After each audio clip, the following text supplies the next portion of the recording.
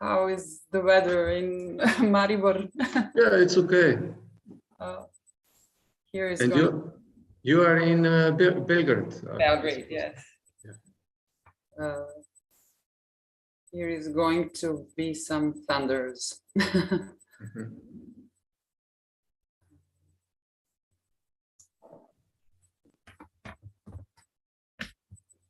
So happy to see you.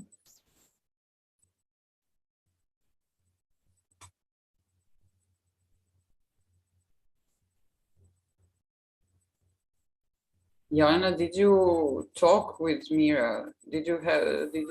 Yes, she's here. She's just waiting for next 2 minutes.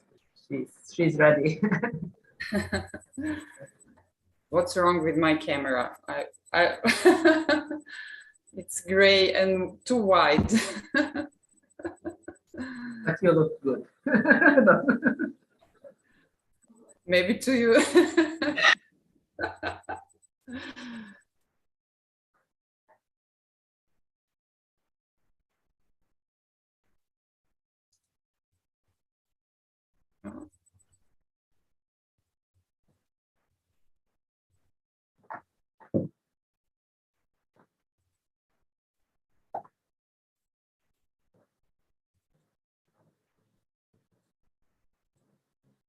Well, it's a suspense.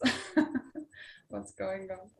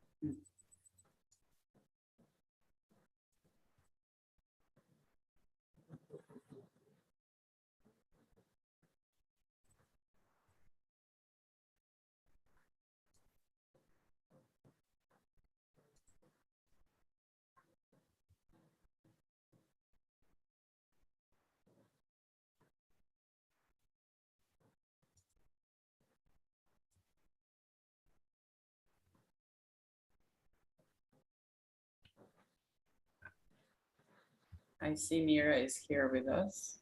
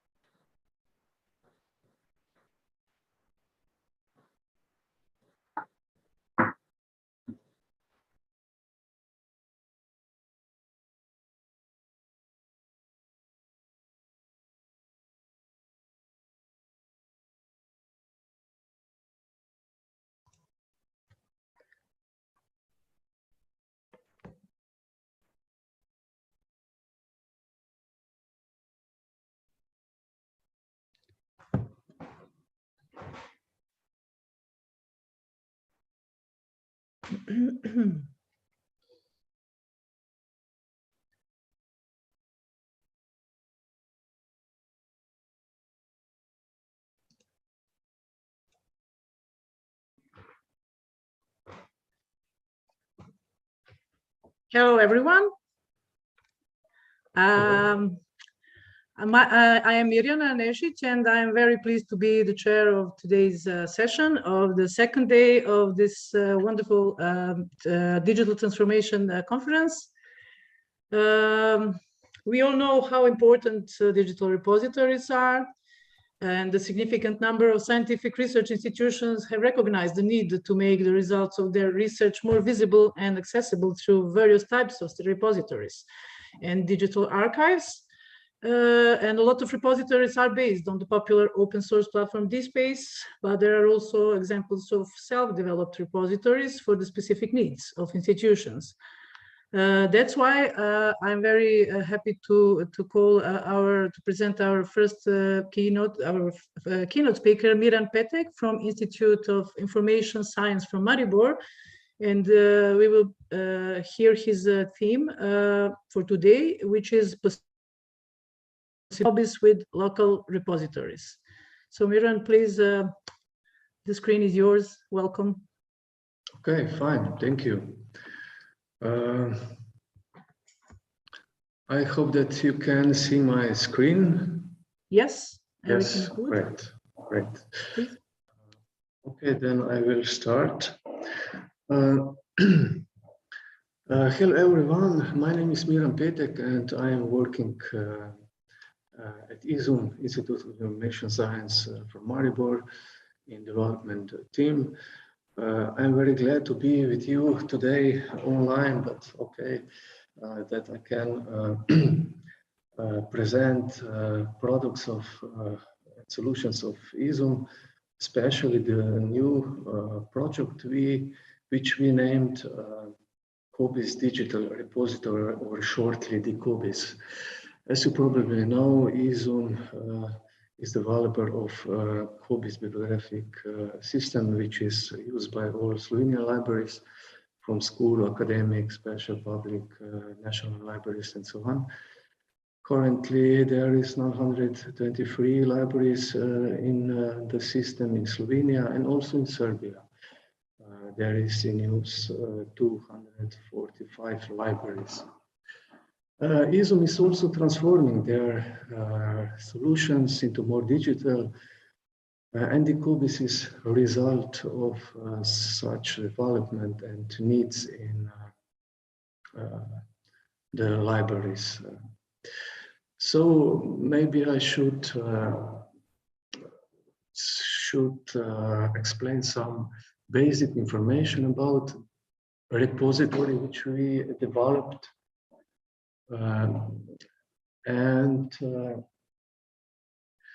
IZUM has released the new web application for storing digital content in 2020, and it's designed for storing all kind of digital content, and it's available at this address.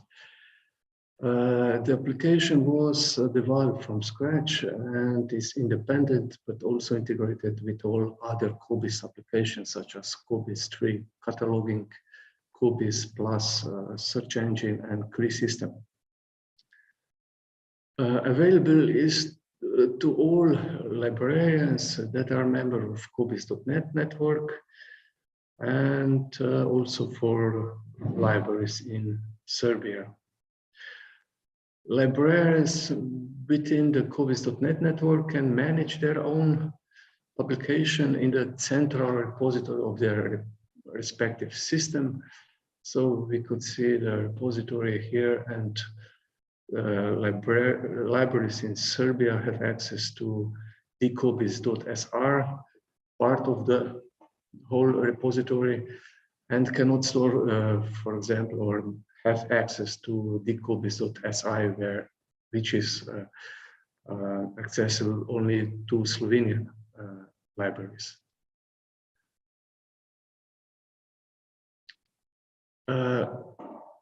It's very important to mention that bibliographic record or COBIS ID should be created. It's required for adding the digital content into a repository, So we cannot store the digital content in COBIS if we haven't prepared the bibliographic record in COBIS. This is the basic concept right now, but maybe we will this change also in the future. We are internally discussing about that. And the next task of the application in COBIS is also supporting open access monitoring and analytics. So the data could be stored about the open access in repository, what will be need for projects like Open APC, for research and academic institutions and funders institutions as well. Currently, there are over almost 86,000 publications in the COBIS and over 32,000 publications in repository, which is available to Serbian libraries. The following graph shows the share of publication created by individual systems. We can see that 58% of all created publications was created by Slovenian libraries, followed by Serbian libraries with 37%. The following picture shows the role of the COBIS among the all other COBIS applications and external services. As I already mentioned, the concept of storing digital content in the COBIS is based on the preparation of bibliographic record in COBIS cataloging module. And such created bibliographic record is then stored locally in the local database of the library and also in COBIT, which is the union catalog of the system. And such bibliographic record is then also discoverable, searchable on the COBIS Plus platform, which is the search engine for end users in COBIS. Such created bibliographic record is required to create a publication in a repository.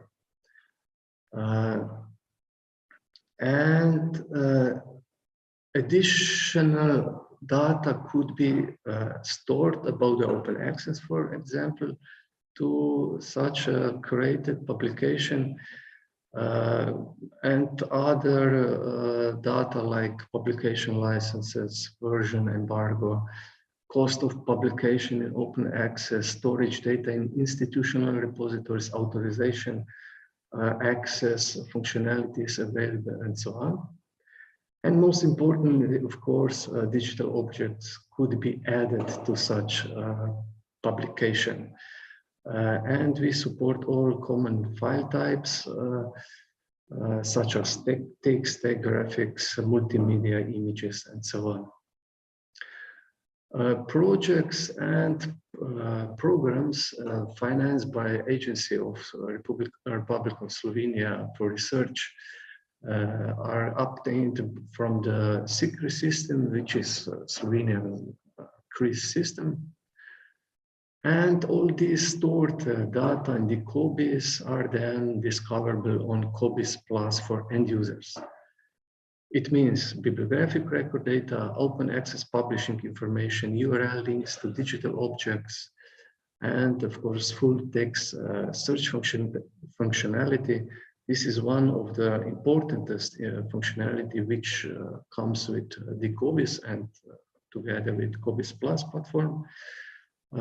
Because when we store the textual digital content into the COBIS, such as PDF, Word, PowerPoint, and so on, such text is automatically exported into TXT file, which is then indexed, and of course, therefore, is also searchable by full text in COBIS platform for end users.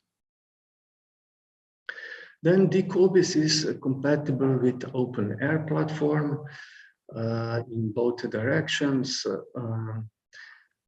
From OpenAIRE, we obtained almost 3 million European projects. And in the opposite direction, OpenAIRE harvests metadata from DCOBIS about the open access publications, and which are also project related. And now institutional repositories. In Slovenia, there is an infrastructure of academic institutional repositories, which includes 6 repositories: Digital Library of University of Maribor, Repository of University of Ljubljana, Repository of University Primorska, then Nova Gorica, Repository of Slovenian Research Organizations, and Repository of Colleges and Higher Education Institutions.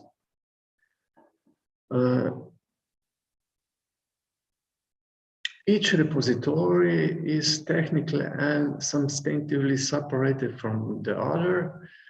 Applications, version, and functionalities could be different, and at the moment only first and second, so Digital Library of University of Maribor and Ljubljana, are integrated with DCOBIS. All other 4 are preparing for this integration. So only the biggest 2 repositories are in production, integrated with the DCOBIS. What this integration actually means? First of all, URL links are automatically displayed in COBIS Plus search platform to digital content stored in institutional repositories. Namely, when this digital object is stored on the institutional repository, we synchronize this data between DCOBIS and institutional repository every night. So the next day after the storing the data in local repository, this link is displayed automatically on COBIS Plus platform for search.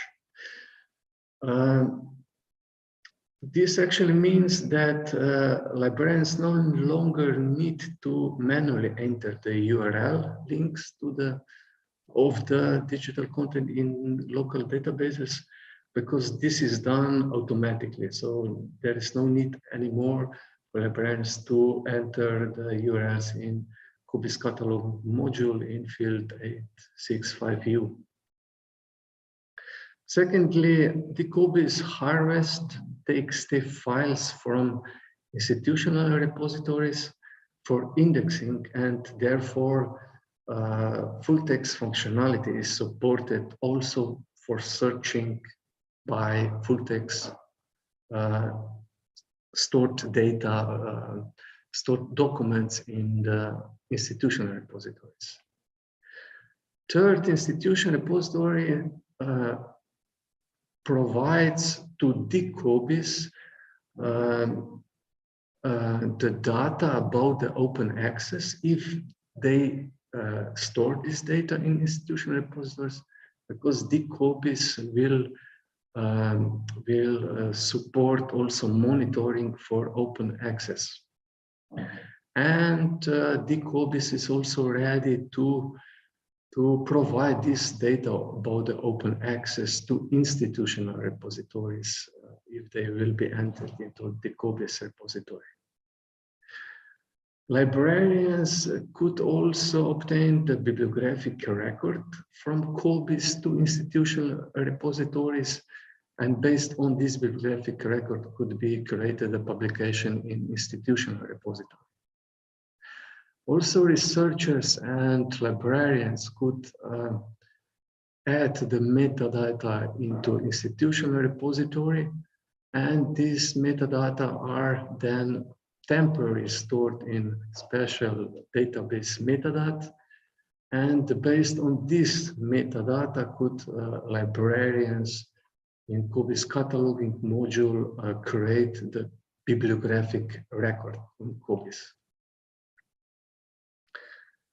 However, this integration required software code configuration, of course, on both sides of the both repositories.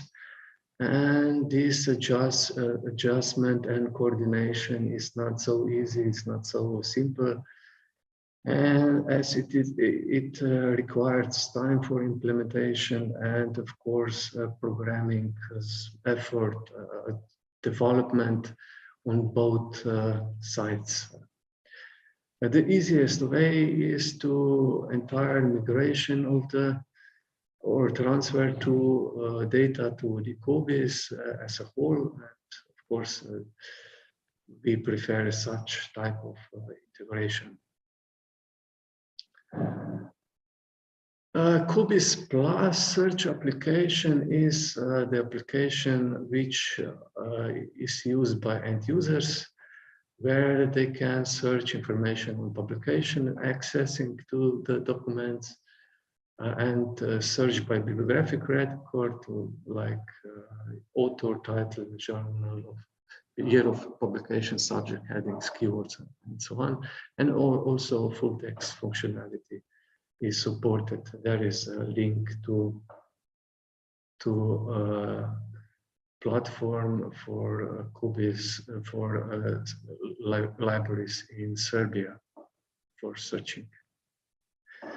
In Slovenia, COBIS Plus serves end users also as discovery tool for searching and accessing to material, all of type, printed, electronic, and digital, that the libraries offer to their users.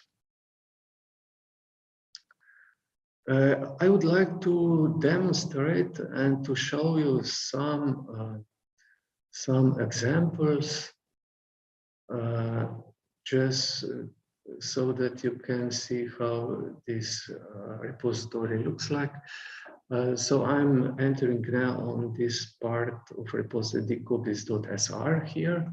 I'm logged in. This is a part for librarians in Serbia. I could see all publications created in this repository. Maybe I could see this last edited publication. This is actually in the process of editing because this is a production version now. Maybe I will choose this one here. I could see there is undergraduate thesis. We could see COMARC, of course, the bibliographic record. And here is the link to the PDF, which I could download and, of course, use it by my, for example, by my research.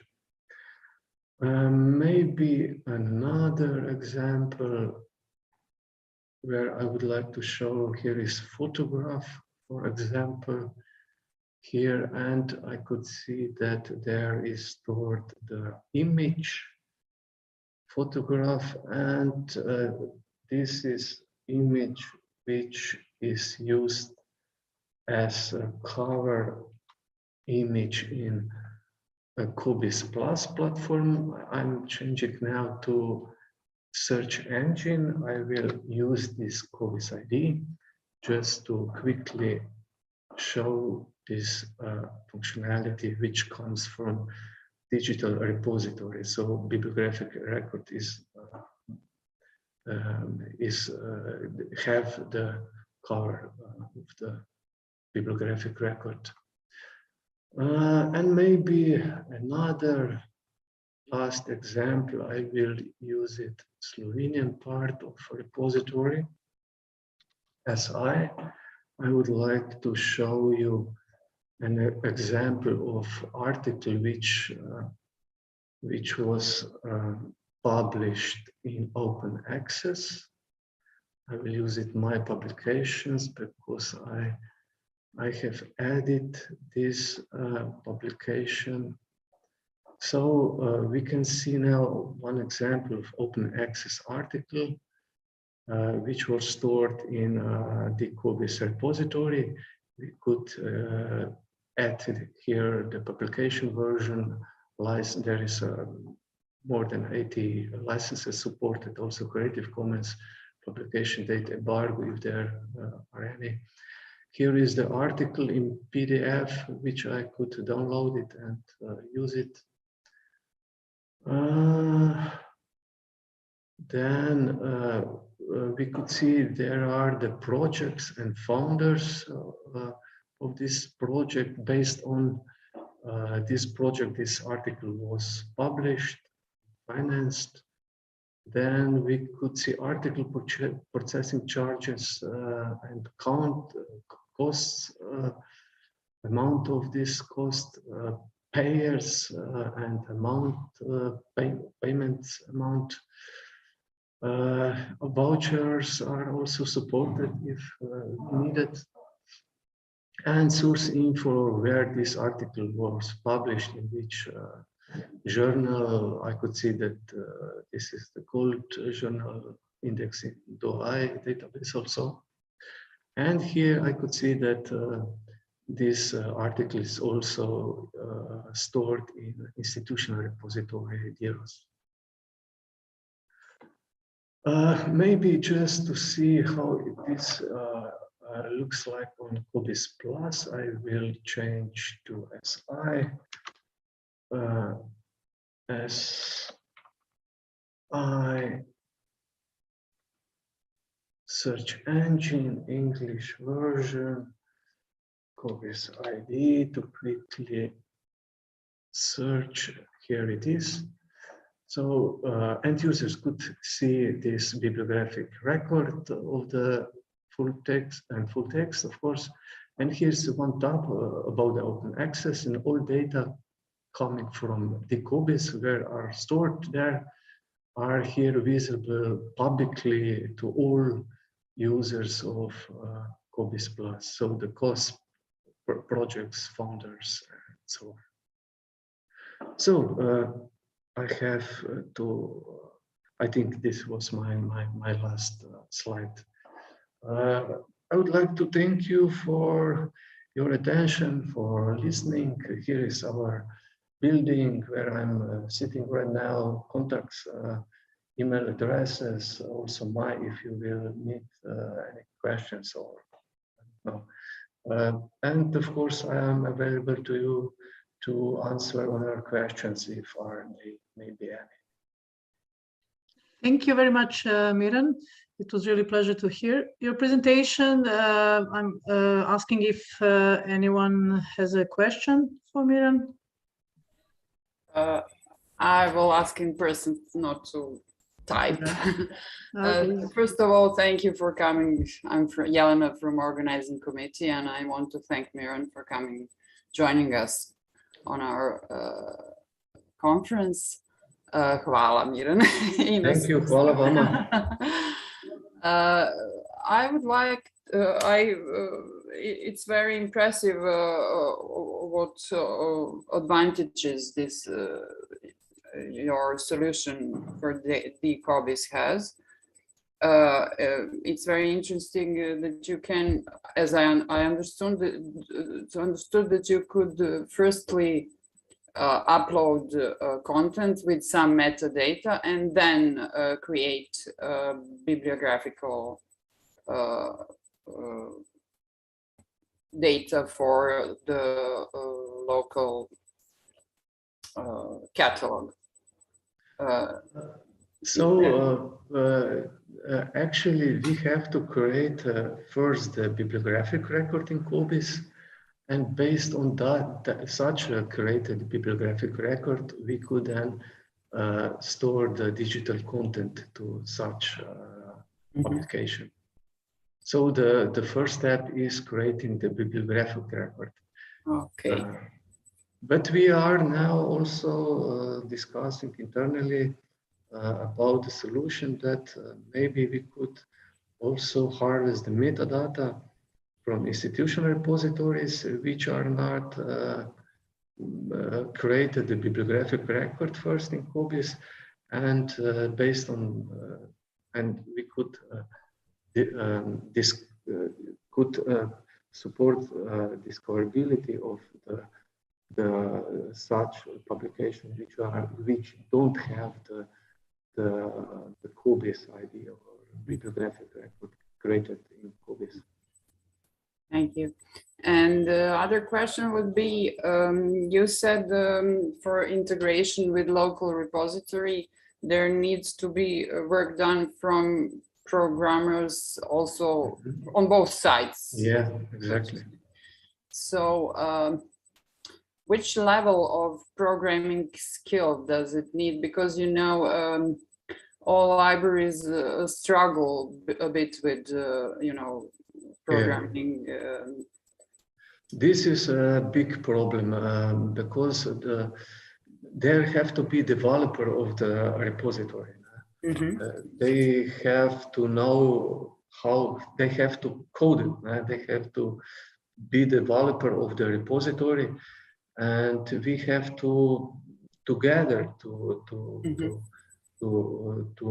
modify and to adjust the both repositories so that this information, this data could flow in both directions. So this is the problem. I was 2 hours ago on one meeting with the University of Maribor here, and they develop also one repository, and they have the problems with developers because they are leaving, they are coming new one, and now we are discussing how to maybe to help them to develop, and maybe in the future also ISUM will support the creating the institutional repositories based on the COBIS platform. This would be the strategic decision for ISUM. It's not made yet, but maybe we will support also such solutions for librarians in COBIS. Thank you. Thank you. Thank you. Thank you for your answers, Miran. We also have Jadranka raise the hand. So Jadranka, please, can you ask a question?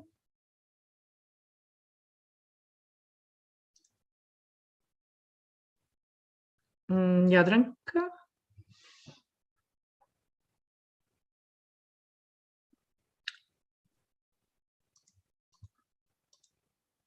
Možda se Jadranka predomislila. Sorry, Jadranka, can you answer the question, please? Or you don't have question anymore? No? Maybe not. Okay. I have a question which is not really specific for DCOBIS, but for COBIS in general. Because it's a pretty complex system, and I'm wondering, because there are a lot of you know, guidelines in a textual mode. Is it possible, or are you planning to make kind of video tutorials or something similar? Or maybe there are some of them, but I don't know for that. Maybe there are, but I'm not so involved in especially COBIS cataloging. There are some videos, and I know that we plan also to have much more videos. Otherwise, we have the education program, as you probably know. Yes. With the courses. I mean these classical courses. But as much I know, there will be more these webinars and recorded videos to educate actually the libraries who are using COBIS. Yes, I know for those courses, because I have been participating, but you know, there are so many information, and so maybe some kind of these video tutorials could be useful. Just I will share your talk to my colleagues that are more involved in this process. And of course, thank you. I also think that Also, I am online today now this kind of education. It's quick and Yes. very useful, of course. Yes, yes, thank you. Thank you. Thank you very much. Anyone, some other question? No? That's it for today. For Miran, thank you one more time. So we are going to our next speaker. Okay, thank you. Thank you. Bye. Thank you. Tatiana Shevyakova, the head of the Sector for Access to Electronic Resources, the Yamal National Library. She's supposed to speak about digital collection as a means of preserving the literary heritage of Yamal. Tatiana, are you here? Yes, of course. Welcome, welcome, Tatiana. So please. Nice to greet you, colleagues. My name is Tatiana Shevyakova. I'm from Russia. I live in Salykat. That is our main town in Yamal, the only town in the world that's located on the Arctic Circle. I work in the library for 2 years, and I'm the head of the Sector for Access to Electronic Resources. I'm a philologist and I work at school, but now my area of interest is local literature and history. And I like to present to you our library experience of creating and promoting of the digital collection. So, please. Don't know.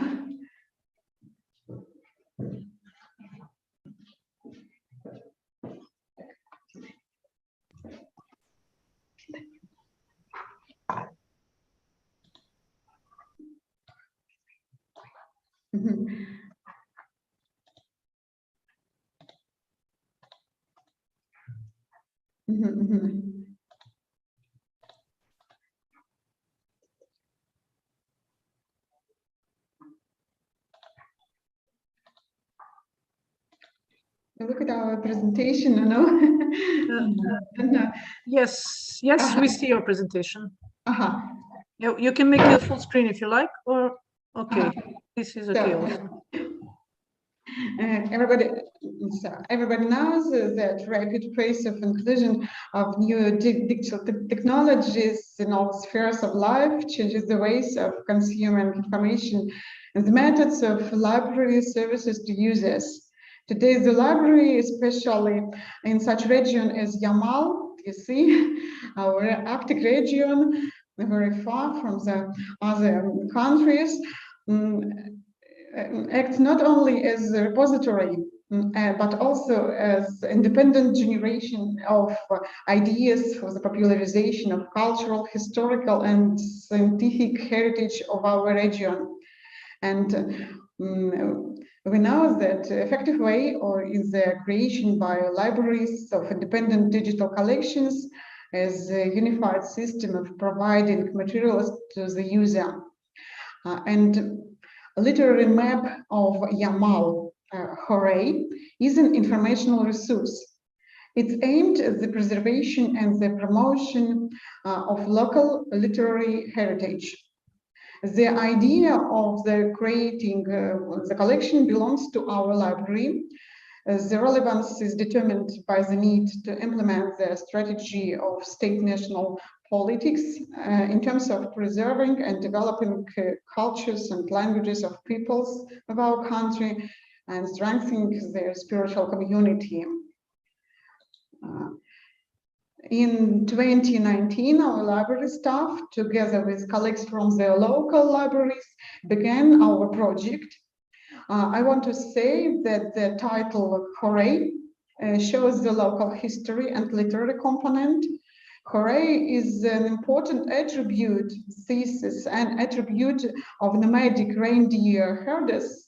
It is the name of a 3-meter long wooden pole for driving a reindeer sled, and which symbolizes movement forward. And at the same time, The word hooray is 2 syllables poetic size. That's why our name of literary map of Yamal is Hooray. Our collection is named so. And it's important that each of our local libraries contributed a lot to the creation of this resource. The library teams collected information about the local authors, formed biographies and bibliographic lists of works, and digitized texts. Thus, additional research work was carried out to form the fullest possible information about the authors and works to our region.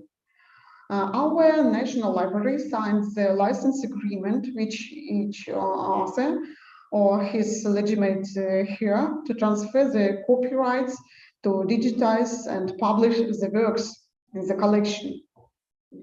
Our electronic resource consists of 5 sections: home, history, personalities, literature, and to note.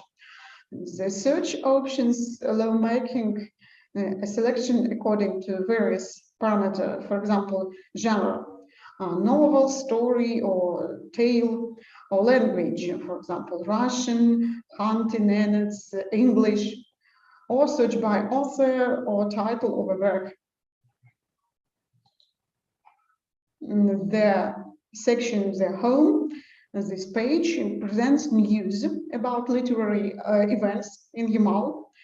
You can know about the history of Yamal literature in an interactive format.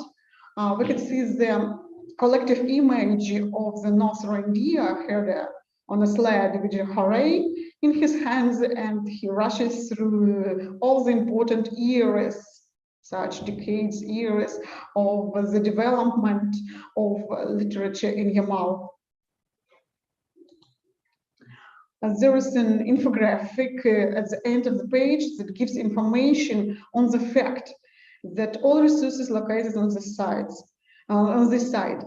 There are over 38 gigabytes of information, or more than 9,000 works of 148 authors.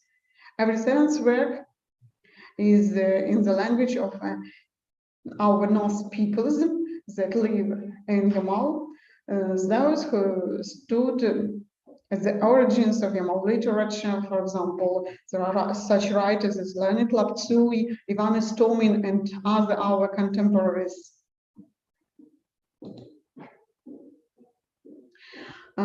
For the user's convenience, the sections, the history of Yamal literature, is divided into decades.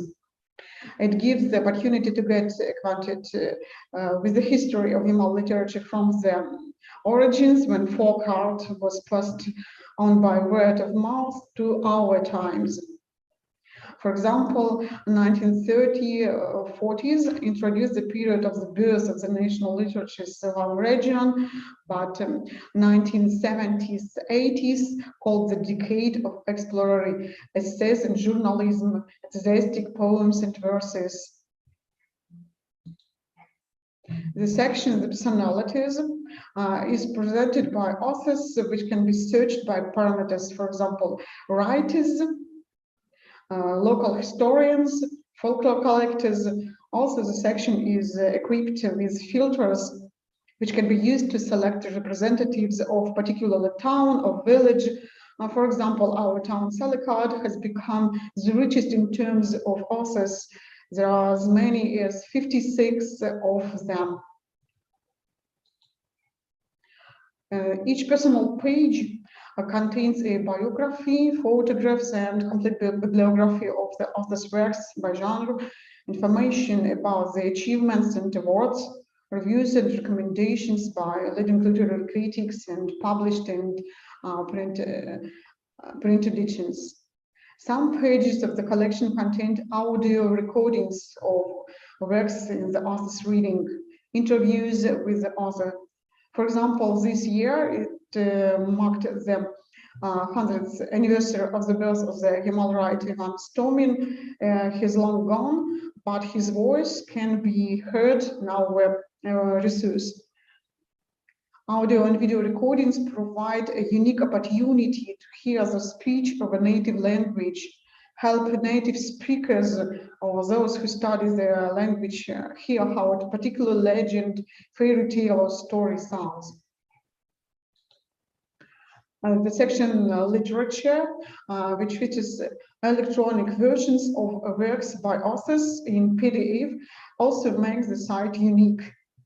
Navigation of the section is very simple and allows you to quickly find the information you need. The user can download absolutely any document presented in the collection, whether it's fairy tale, legend, or monograph in some languages, for example, in Russian, in our North languages, Khanty, Nenets, Selkup, or in English, literary translations of these works. The section to note provides information about local literary associations and regional literary prizes. There is a section return. It's for direct communication with readers and the writers community, which are visitors of the site, ask a question. We use a variety of techniques to improve the usability of the site and to improve its position in search results.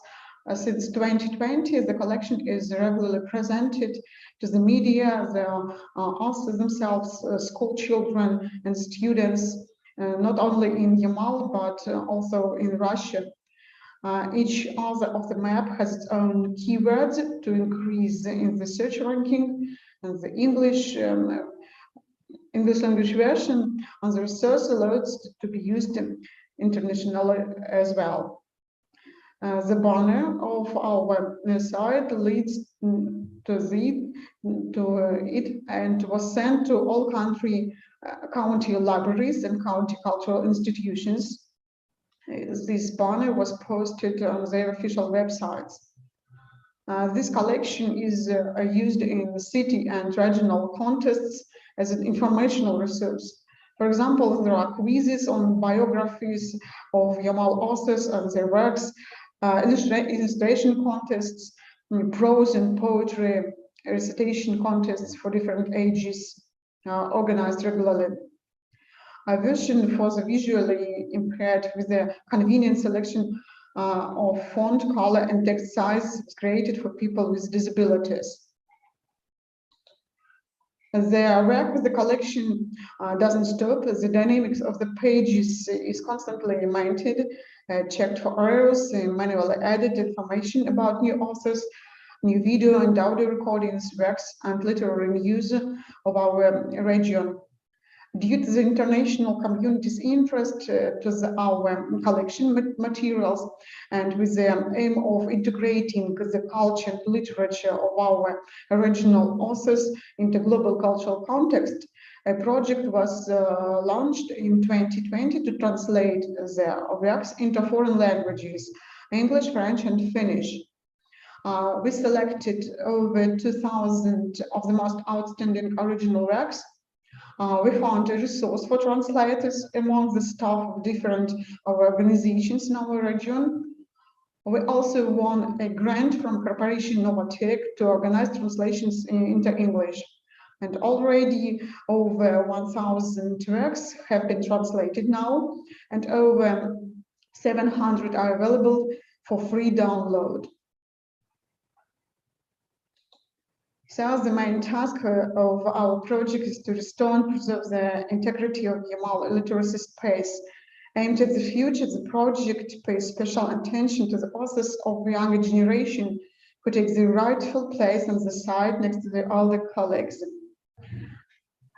That's all in my presentation, and we are sure that the collection will help popularize the literature of small peoples of our country, international cooperation in the field of culture, and scientific research into Yamal literature. Thank you Thanks. for a great presentation and amazing work you have done with your project. If anyone has a short question, then we will also have a later, at the end of the session, we'll have time for questions. No? Okay. Thank you one more time, Tatiana. And we are going to further to our next presentation theme. The title is Academic Institutional Repository as a Treasure Trove for 21st Century Education. I think that we have Alana Delgado with us. Authors are also Alana Delgado, Reisa Alenzuela, and Vince Erwin Palpulo. From, if I pronounce it good, they're coming from Central Philippine University, Oriental Institute of the Academy of Sciences in Prague, Czech Republic. Alana has a presentation, I think. She prepared a presentation, if I'm right. Yes. Hi, Alana. But I will just, hi. So I will just, can I have some short introduction before I start?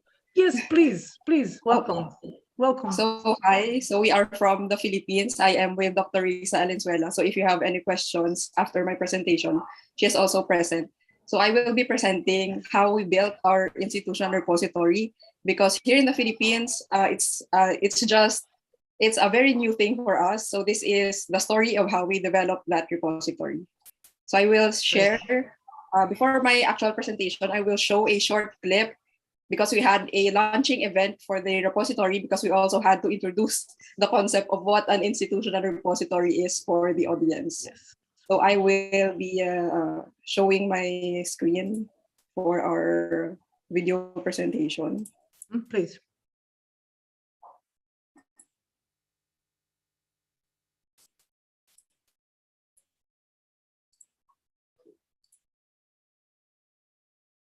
So can everyone see?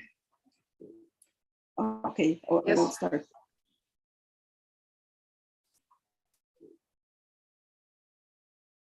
Institutional repositories are emerging as a vehicle for new directions.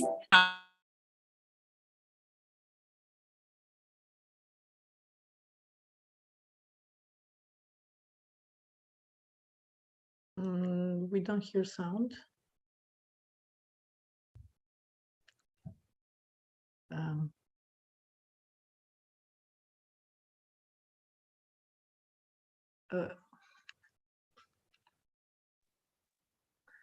Presentation is ready. I can play it from here, if you like.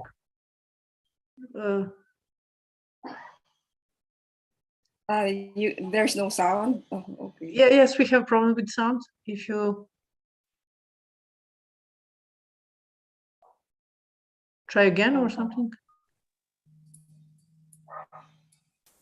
I can play it from here if you prefer. I will just try again. Yes, yes, try one more time, and if not, then we will play it. Thank you. Okay.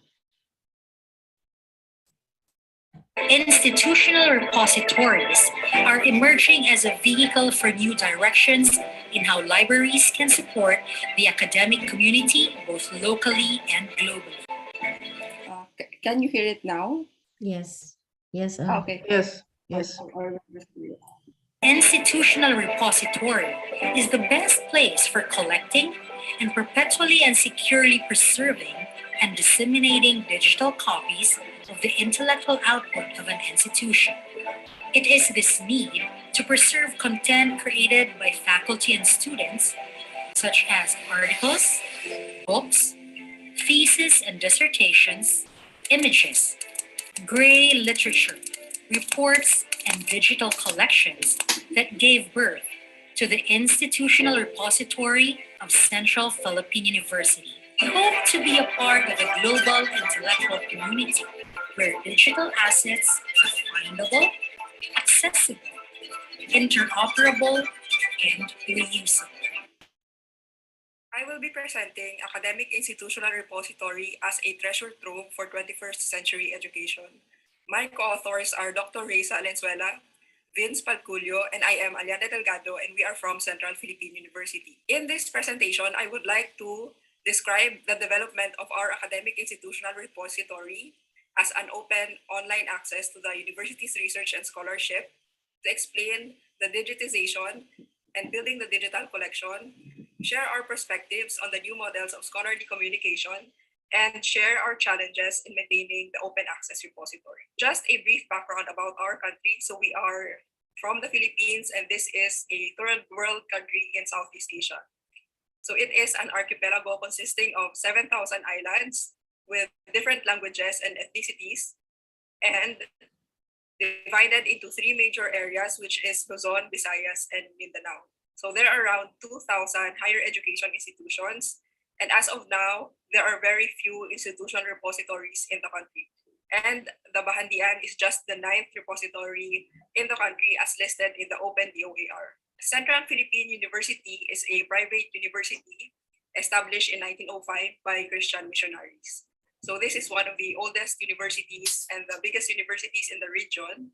Last year, we were included in the QS World University Rankings of Universities for Asia, where we ranked 650 plus, and we are the only university in Western Visayas included in the list of 15 universities from the Philippines. So the development of this institutional repository is the university's response to the growing demand for research output. So a huge amount of research is produced each year in the form of research reports, theses, and dissertations. These are usually the main reference sources for other students conducting their own researches. Without an open access online platform, this will only be shared in a small community. So this initiative was also started because of the pandemic to offer other unpublished materials on online platforms so people can access it remotely. Bahandian, we chose this name and this symbol of a pearl inside a shell. Bahandian is a Hiligaynon term, which means treasure chest. So this symbol and the name, we chose this to symbolize the treasure of knowledge stored in the repository. In terms of the development of the repository, it was pretty fast for Philippine standards. So during March 2020, there was the COVID-19 lockdown in the Philippines where businesses, schools, and almost all establishments were closed. Only during May to June 2020, we were starting to go back to our workplaces. So we focused more on building the virtual reference services of the library.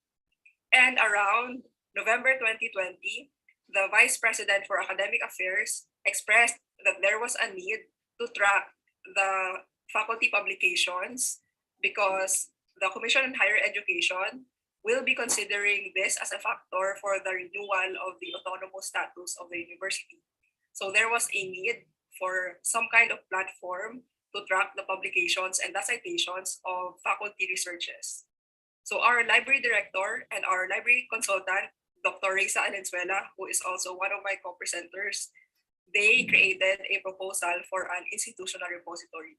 It was submitted to the VPAA and it was approved right away. And once it was approved, we were starting to plan how to create the repository. So this is not just the effort of the library, and we consulted the help of SIFDEC, or the Southeast Asian Fisheries Development Center here in Iloilo. So they are a private research institution, and in the region, they're the only one who has an institutional repository. They collaborated with us to create a repository. So they also provided trainings to share their experiences in building a repository. December 2020, we started requesting for equipment and the system was set up. The following year, in January 2021, we started our training and actual digitization for including documents in Bahandian. So all the librarians in the library were assigned to work for Bahandian in 2 months, and we also added some on-the-job trainees, 5 on-the-job trainees from College of Computer Studies to help us digitize Gray literature and include them in the repository before launching. So our initial goal was to have 300 documents ready before launching. For this repository, we were able to have around 3 to 4 months duration from initial planning to establishing, launching the repository. But this is not just the sole effort of the library. So the repository was created through the effort of the library director, the librarians, the cooperation of the academic community, the university administrators, and the help of our consultants and experts that we collaborated with. According to our VPAA, Dr. Irving Domingo Rio, the digital repository provides the opportunity to create a central virtual place to which faculty and students can deposit their scholarly works.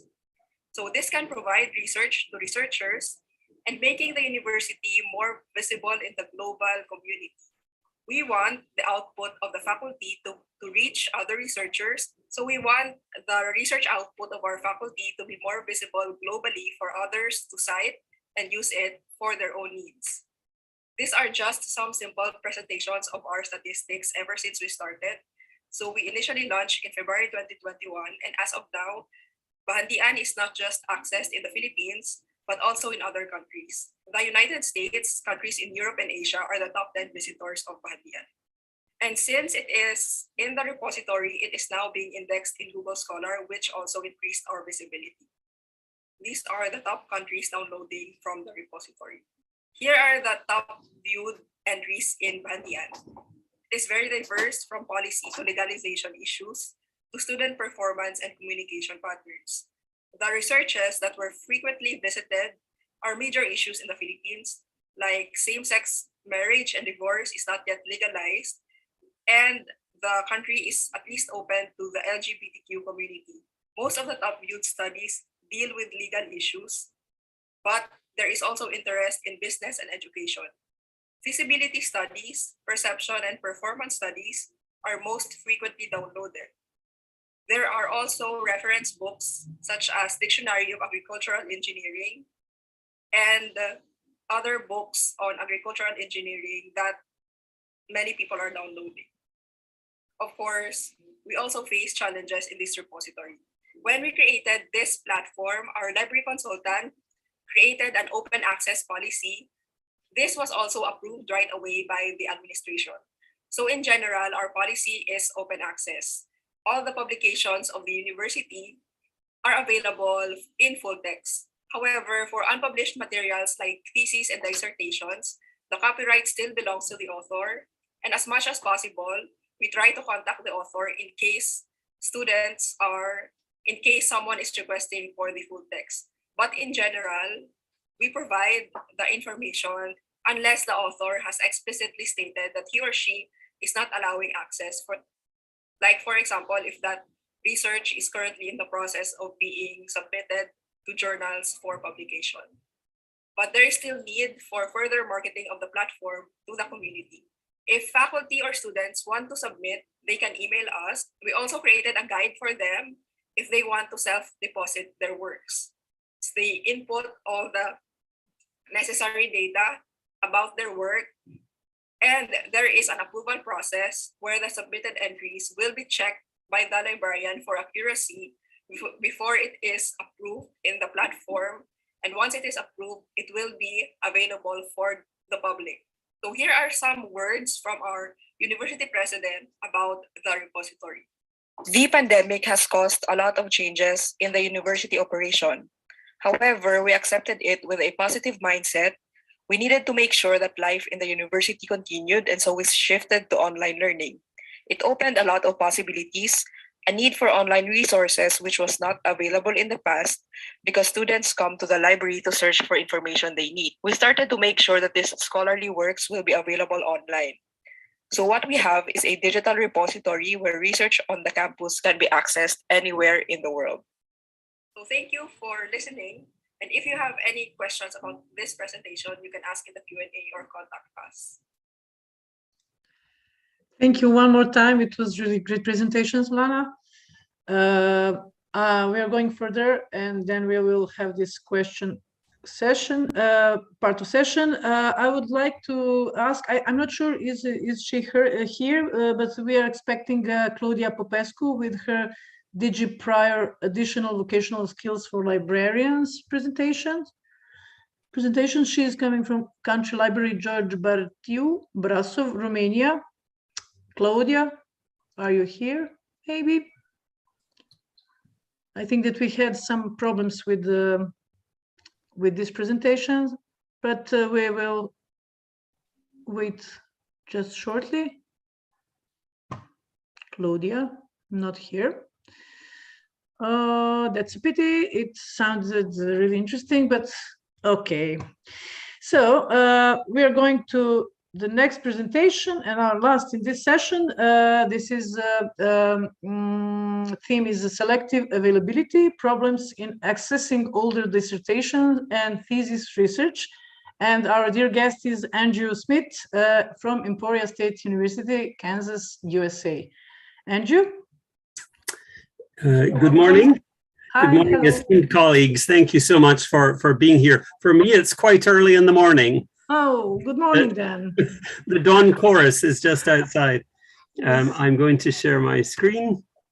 If you will give me 1 second here. Please. And here we go. Very good. And setting my timer because otherwise I will talk all day. And I'm not pleased that our colleague from Romania is not with us, but my research follows right on from my colleagues in the Philippines. So good morning. The title of my presentation today is Selective Availability, Problems in Accessing Older Dissertation and Thesis Research. And so when I'm doing this presentation, I want to talk about the scope of what I'm doing, then a little bit about dissertation and thesis research, the source bibliography that sort of started this whole idea, and then I'll talk about the availability of materials, the problems in accessing materials, and then the implications for us as we go forward.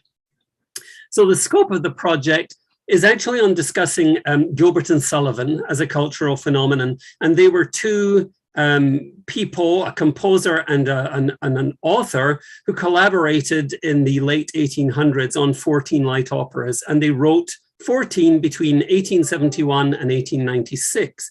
They were commercially extremely successful and continue to be so to the present day, with productions of their works and appreciation societies being all over the world.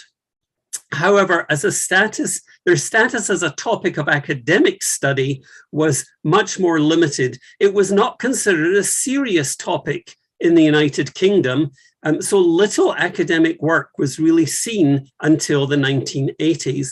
There was some more acceptance in the USA, but there was still a stigma of it as being a popular work. So in 1971, which was the centenary of their first collaboration, there was a call in the Library Review for a professional quality bibliography, both on Gilbert and Sullivan together, as well as on their work individually.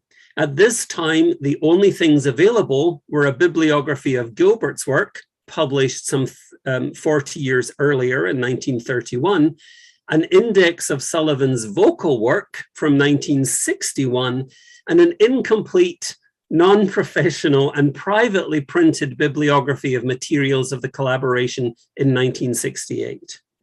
In 1991, there was published an annotated bibliography created by a librarian, which included both commercial and academic work, including journal articles, dissertations, and theses. And this was followed in 1996 by a rather more extensive bibliography only on Sullivan. So what about dissertation and thesis research? In the humanities, investigation is often of neglected or forgotten works or authors. It may be more or less confined by academic trends or intellectual snobbery. In some ways, it is free from this, as it is, quote, student work. And so there is a little more freedom to investigate people who are perhaps not perceived as being the correct people to study. But also because it is affected by intellectual and academic disapproval, there may be less of it. And it may lead to publication in other formats, books or scholarly articles, and very often in the general field, of academic research, it is assumed that dissertations, certainly dissertations, lead to other forms of academic publishing. And so there is not necessarily the need to access the original dissertation. And then, but the original dissertation or thesis may be only available in that one format. It's the only access to this research. And so there may in fact be large portions of academic research of a high quality that are not generally in the commercial publishing market. So I started with the Dillard bibliography from 1991. Unfortunately, no bibliographic method was described. It was simply presented as an annotated bibliography. Now, published in 1991, it predates internet searching and most CD-ROM databases, so it therefore would be compiled by card catalog searching, by print index searching, and by article bibliographies or reference lists.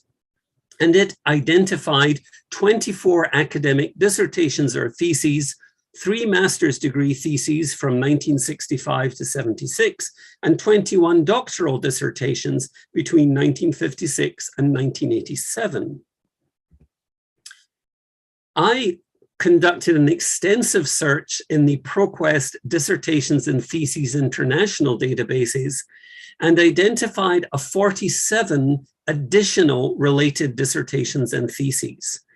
Prior to 1991, when the bibliography was published, I identified 16 items, 7 more master's theses from 1933 to 1976, and 9 additional doctoral dissertations, 1946 to 1989.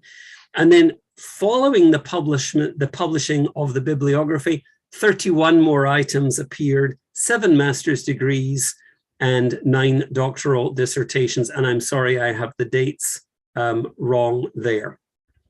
I will scoot on.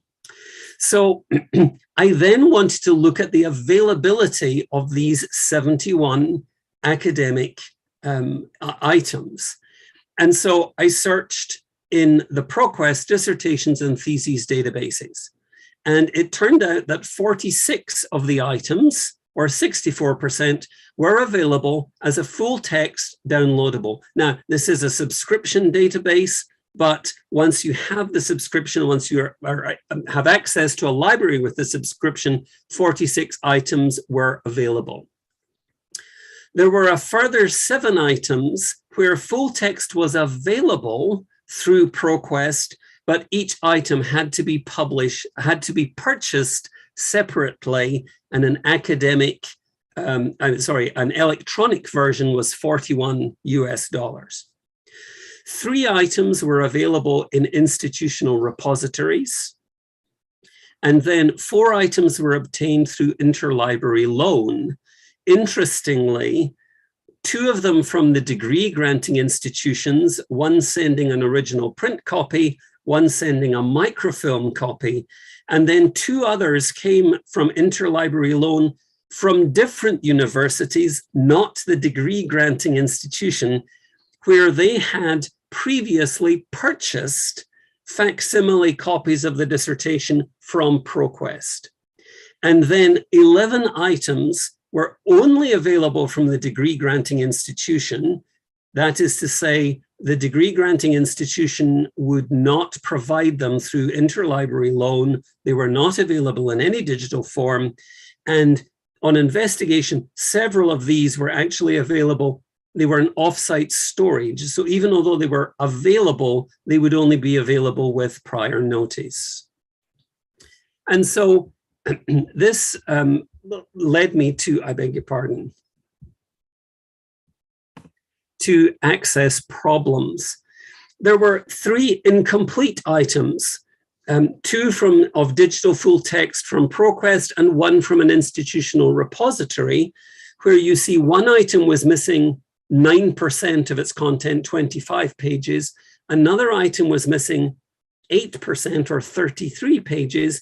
And a third item was missing 253 pages or 67% of its content. Attempts to find hard copies that rectified this were unsuccessful. The degree granting institutions declared they did not have any other copy. There were also problems with poor quality digitization. One item from an institutional repository and one item actually downloaded from a database, which was a scan from a microfilm. As far as subsequent publishing was concerned, within 5 years of the dissertation or thesis, only 3 journal articles on the dissertation topic and 3 books were published. If I extended the time frame to 10 years, there were additional 3 articles and 1 book, which actually means that only 10 authors out of the 71, 14%, had published from their dissertations or theses within 10 years, which shows the necessity of being able to access the original dissertations. So what are the implications? The majority of dissertation and thesis research on this particular topic in the humanities remains unpublished. More material is now discoverable within the whole text searching and with improved search algorithms than previously when we were relying on card catalogs and indexes. But access may be limited by digitization policy. Will a university digitize its theses and dissertations? By the digitization procedure, which may result in very poor quality digital products. The quality of the source materials themselves, of course, will affect how good the digitization is. Author permissions as to whether the author has permitted something to be published in a digital form, full text. And of course, for older dissertations, we're in a realm where original author permissions had no concept of publishing as a full text digital item. But we're also running into the problem of interlibrary loan policy and whether university libraries are now no longer willing to lend dissertation research, in which case it becomes only available for study in the library of the university that granted the degree, and then whether in fact those dissertations are even on the shelf or whether those require advance notice because they are now stored in an offsite repository. So those are the references for this. That is the sum total of my presentation this morning. That something that the assumption is we really don't need because it shows up in other publishing later on. That assumption is not true, and it is vitally important that we have access and easy access to dissertation and thesis research, certainly in the humanities, so that we are not losing all this academic work that has been performed. Thank you. Thank you very much, Andrew, for your presentation. So we are coming to the end of our session. Thank you one more time for all your presentations. And now we have some, I think, 15 minutes for questions. You can ask also in a chat box. I think that we already have, yes, we already have a question in a chat box for Tatiana. So Tatiana, are you here? Yes. The question Yelena asked is, can you tell us more about the possibilities for education of members of indigenous minorities? And also, are they able to use the library? Mm-hmm. So there are our content from the collection, the literary map of Yamal Haray is used by teachers of our schools, of our boarding schools in some small villages where people of indigenous minorities live by the teaching process, and in colleges too. And in this case, our library is a resource, is a course for the education possibilities for our schools and colleges. And what does it mean? They're able to use the library? I don't know. Our library, we have, of course, some works of our authors in the languages of indigenous minorities, but not so many in originals, of course. But this resource, this digital collection is a full collection of our authors of Yamal. And I think it's very important for the people of our region and for the people that have these languages as native, for Khanty, Nenets, Selkups, and for Russian, of course, too.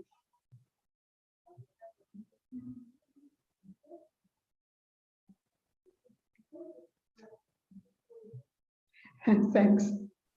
Thank you, Tatiana. Is there any other question here, please? Andrew. Okay. I would like to ask a question of our Philippine colleagues. And maybe I missed this, I'm sorry, my brain was preparing for my own presentation.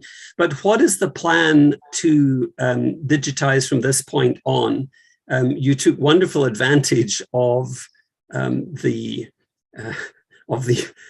difficulties of COVID-19 to create your institutional repository, but how do you plan to move ahead with your digitization? Okay, so we are still our old thesis and the dissertations, and as well as the old publications are still being in the process of digitization, because we also want to add them to the repository. So as of now, we have like the new journals and publications, they are available.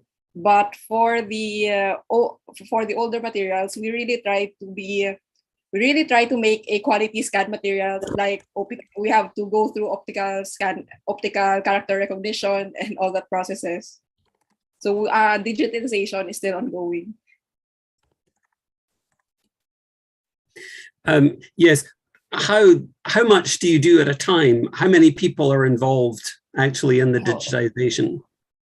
Okay, so as of now, I actually work alone for now, because I am still waiting for additional staff. But for when we were starting, all the librarians were hands-on for the digitization, and we also added 5 more students to help us. If I may add, Al, good afternoon, everyone, and good morning in the US. So yeah, if I may add about what Aliana has been doing, I was in the Philippines when when we built the repository, but I left afterwards. So yeah, so that was the plan. In terms of the work analytics, there were 13 librarians, I guess, that were involved in the beginning, plus 5 staff who are working 8 hours a day, Mondays to Fridays. So that's for the digitization, from scanning to doing the OCR and editing.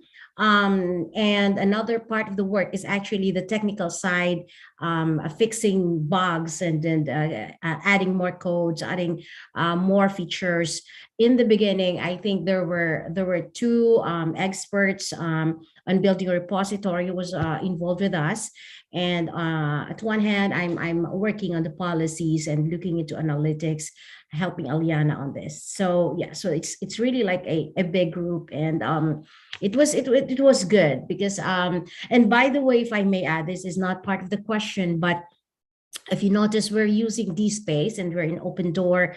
Our goal is that we will be able, hopefully, to just spearhead this. And in the future, we will be able to collaborate with other libraries working on some sort of an open link data, because we still have 7 major universities which doesn't have a repository yet, and that's the future direction. I am now working a bit with two other universities in this part of the country.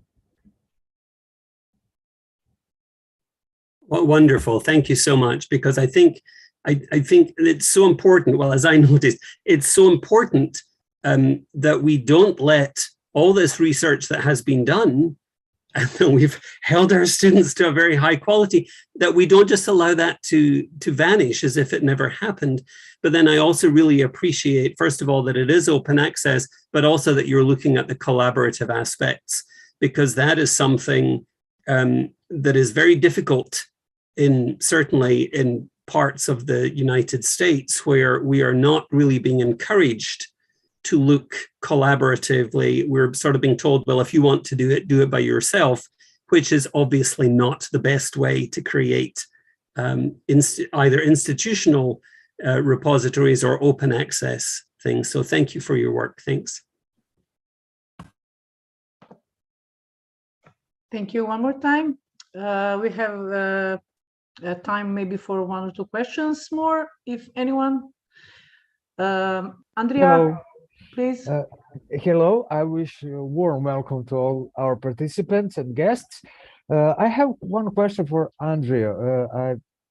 This is very important issue you raised with your presentation. What about the accessibility of the older and very old dissertations and scientific works?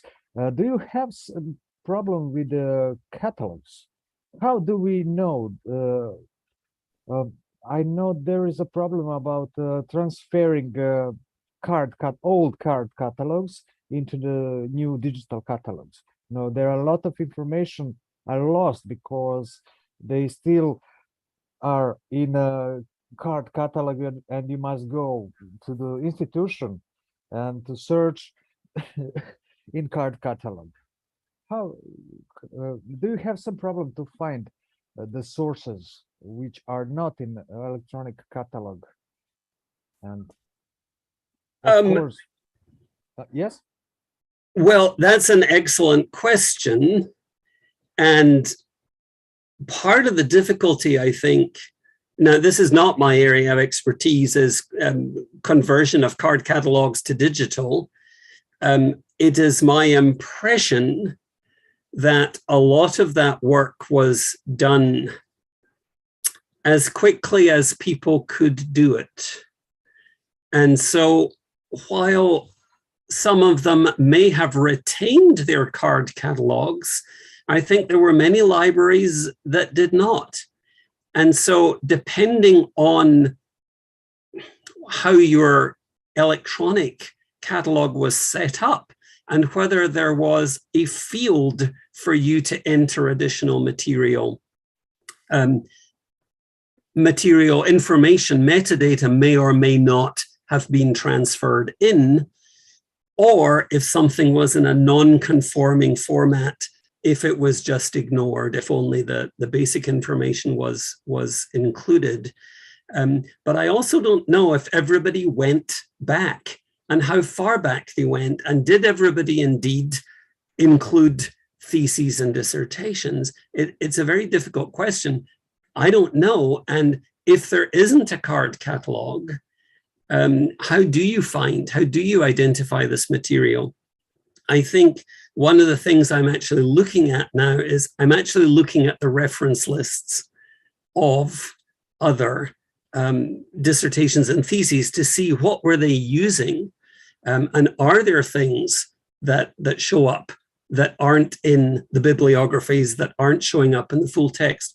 Although on the other hand, because we now have full text searching of documents, particularly within things like the ProQuest dissertations database, items where the title is not communicating that it is about a certain topic show up, because suddenly you discover the title does not include any of the search terms I'm looking for, but half the dissertation is on this topic.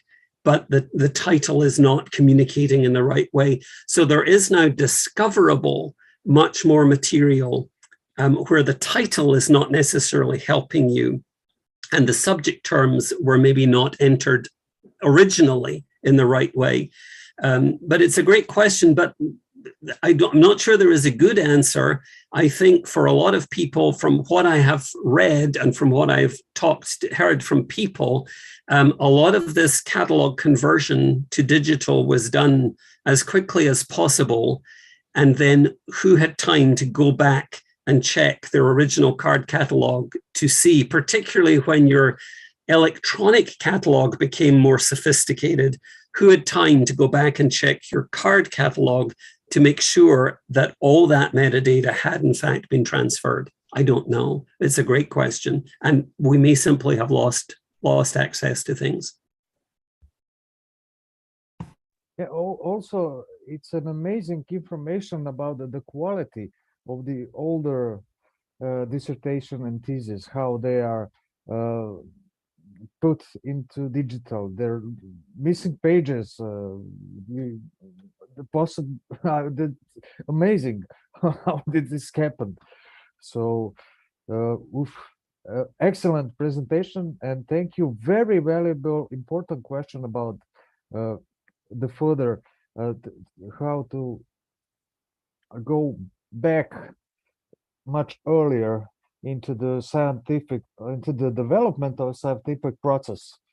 That could be very important for the future, about the future of scientific process. Thank you very much.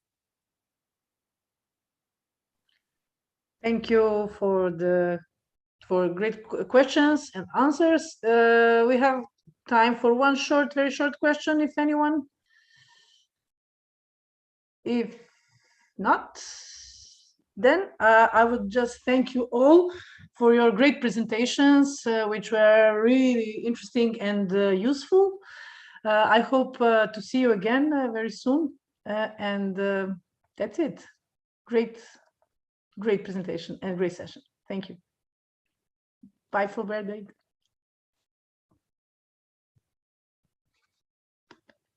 Bye.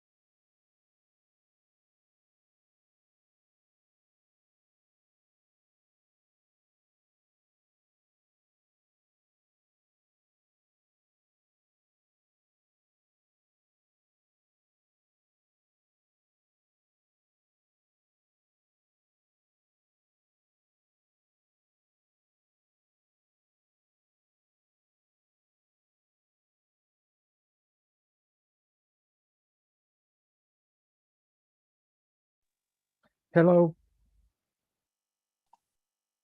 Hello. Nice to meet you. Good to see you. We'll wait 3 minutes and we start. Would you like to try to share? Sure. Should be straightforward, I guess. Yeah, right. It's slightly cut at the bottom. Now it's okay. Now it works. Okay.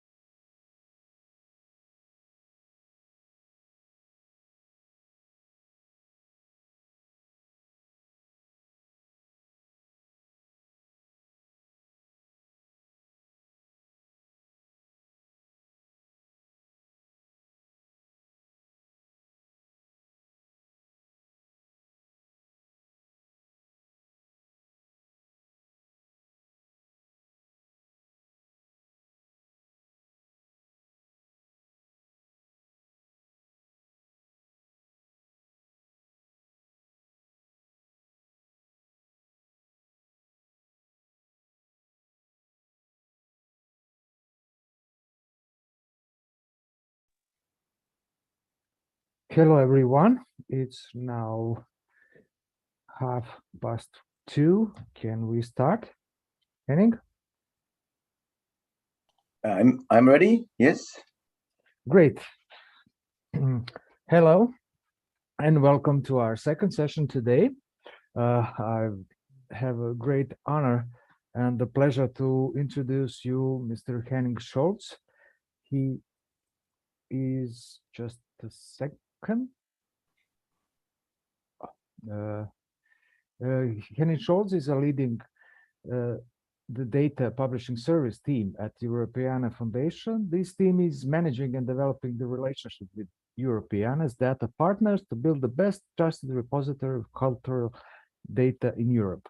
Henning holds a PhD in paleontology from the University of Würzburg. I'm sorry if I misspelled, and worked 10 years for the Museum for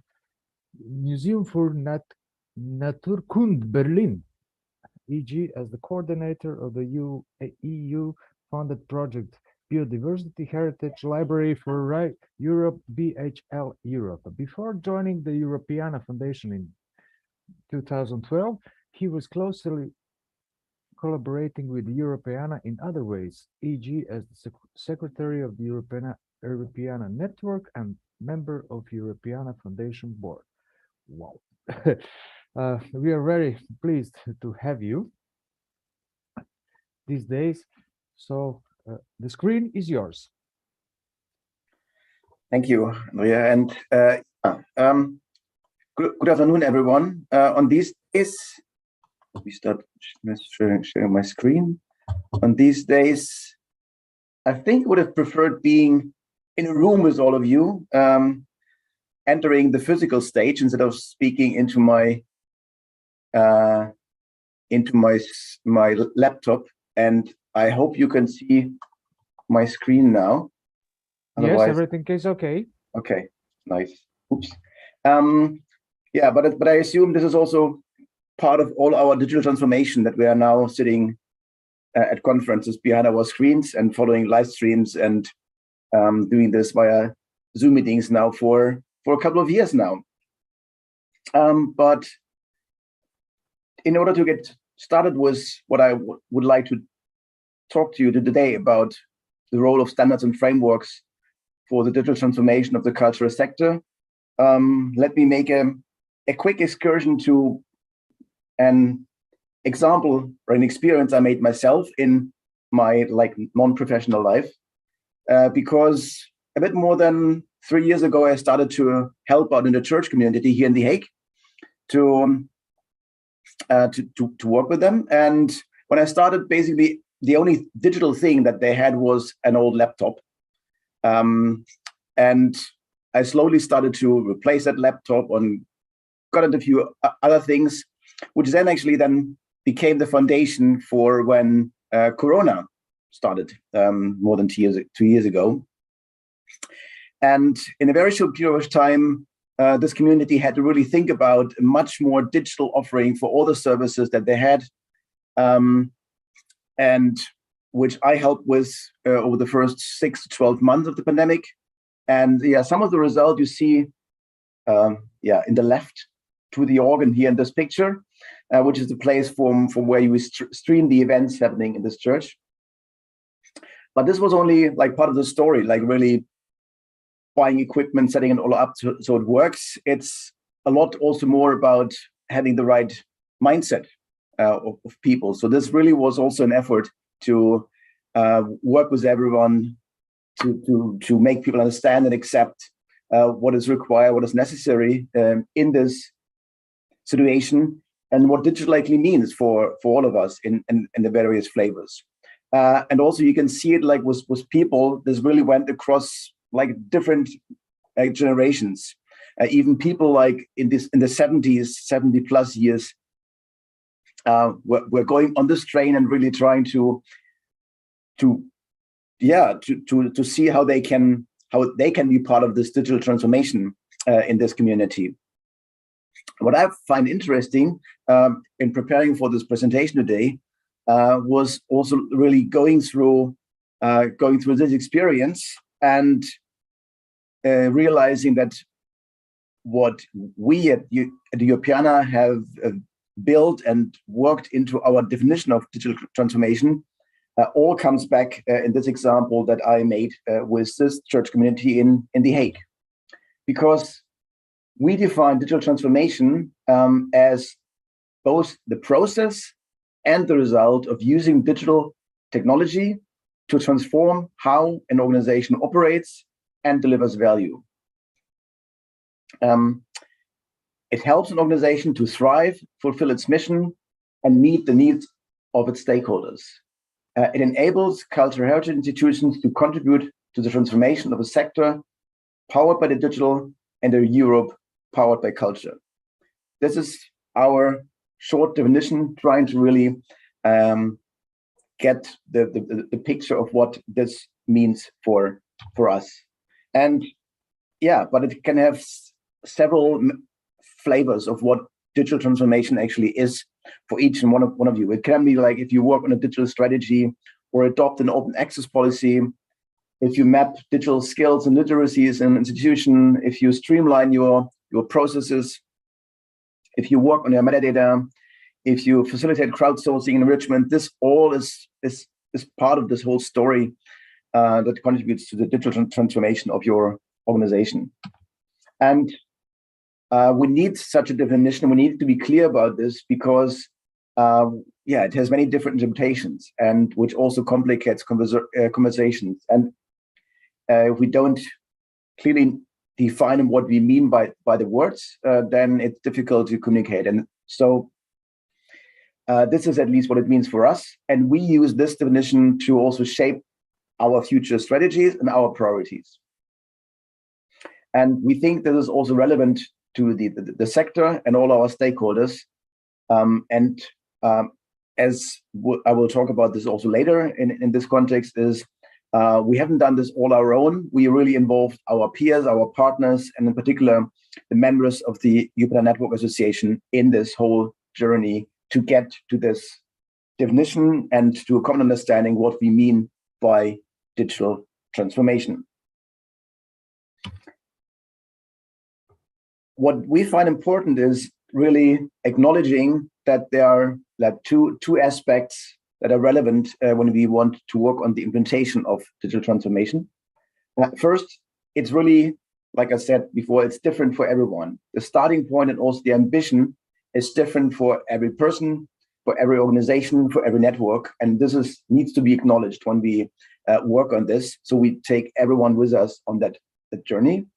But still, despite all this diversity in our backgrounds and where we're coming from, it can still be measured, supported, guided, and measured in a structured way. And how this looks like, I would like to show you with a few examples, looking at our standards and frameworks, because we think they are extremely useful elements to really support digital transformation in a structural way.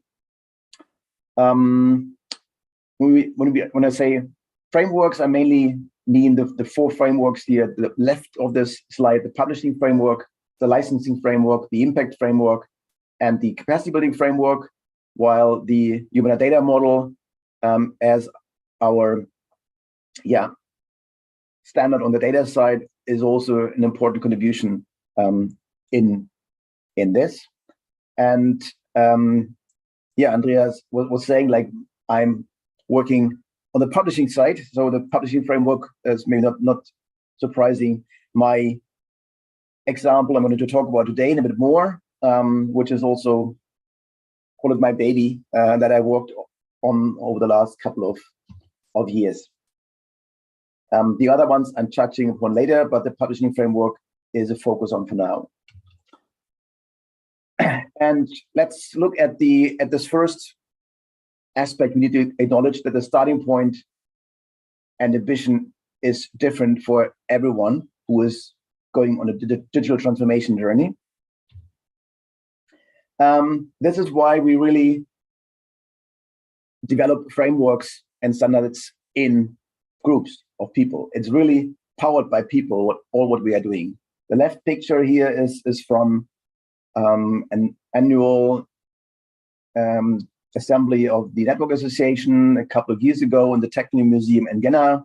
And the right picture is a typical workshop situation, which we set up to develop things together and find solutions for common problems in a group. So that's something we always aim for, that we are developing these aspects as a group to really reflect where everyone is, to acknowledge the differences and the ambitions and try to find a good solution that helps everyone. On the other side, those frameworks are also powered by growth, as I called it.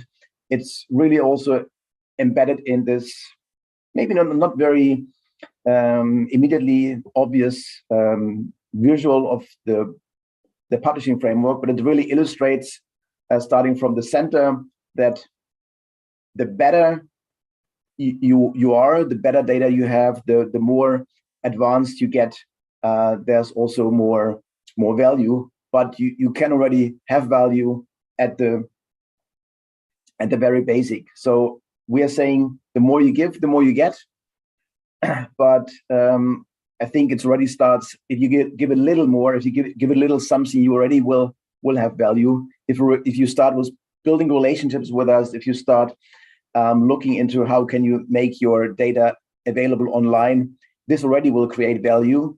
And later on, if you go through the journey and improve your data, then this will create more value. But it's really part of that journey to start somewhere, and depending on where you start, you can already create value with your first steps. How this looks like, I would like to show on one of those slices of this pie, which is the media quality. Low quality media, from low quality media to high quality media, you would see an increase in your benefits. And I would like to show you two examples. This is a selection of content from the National Library of Serbia.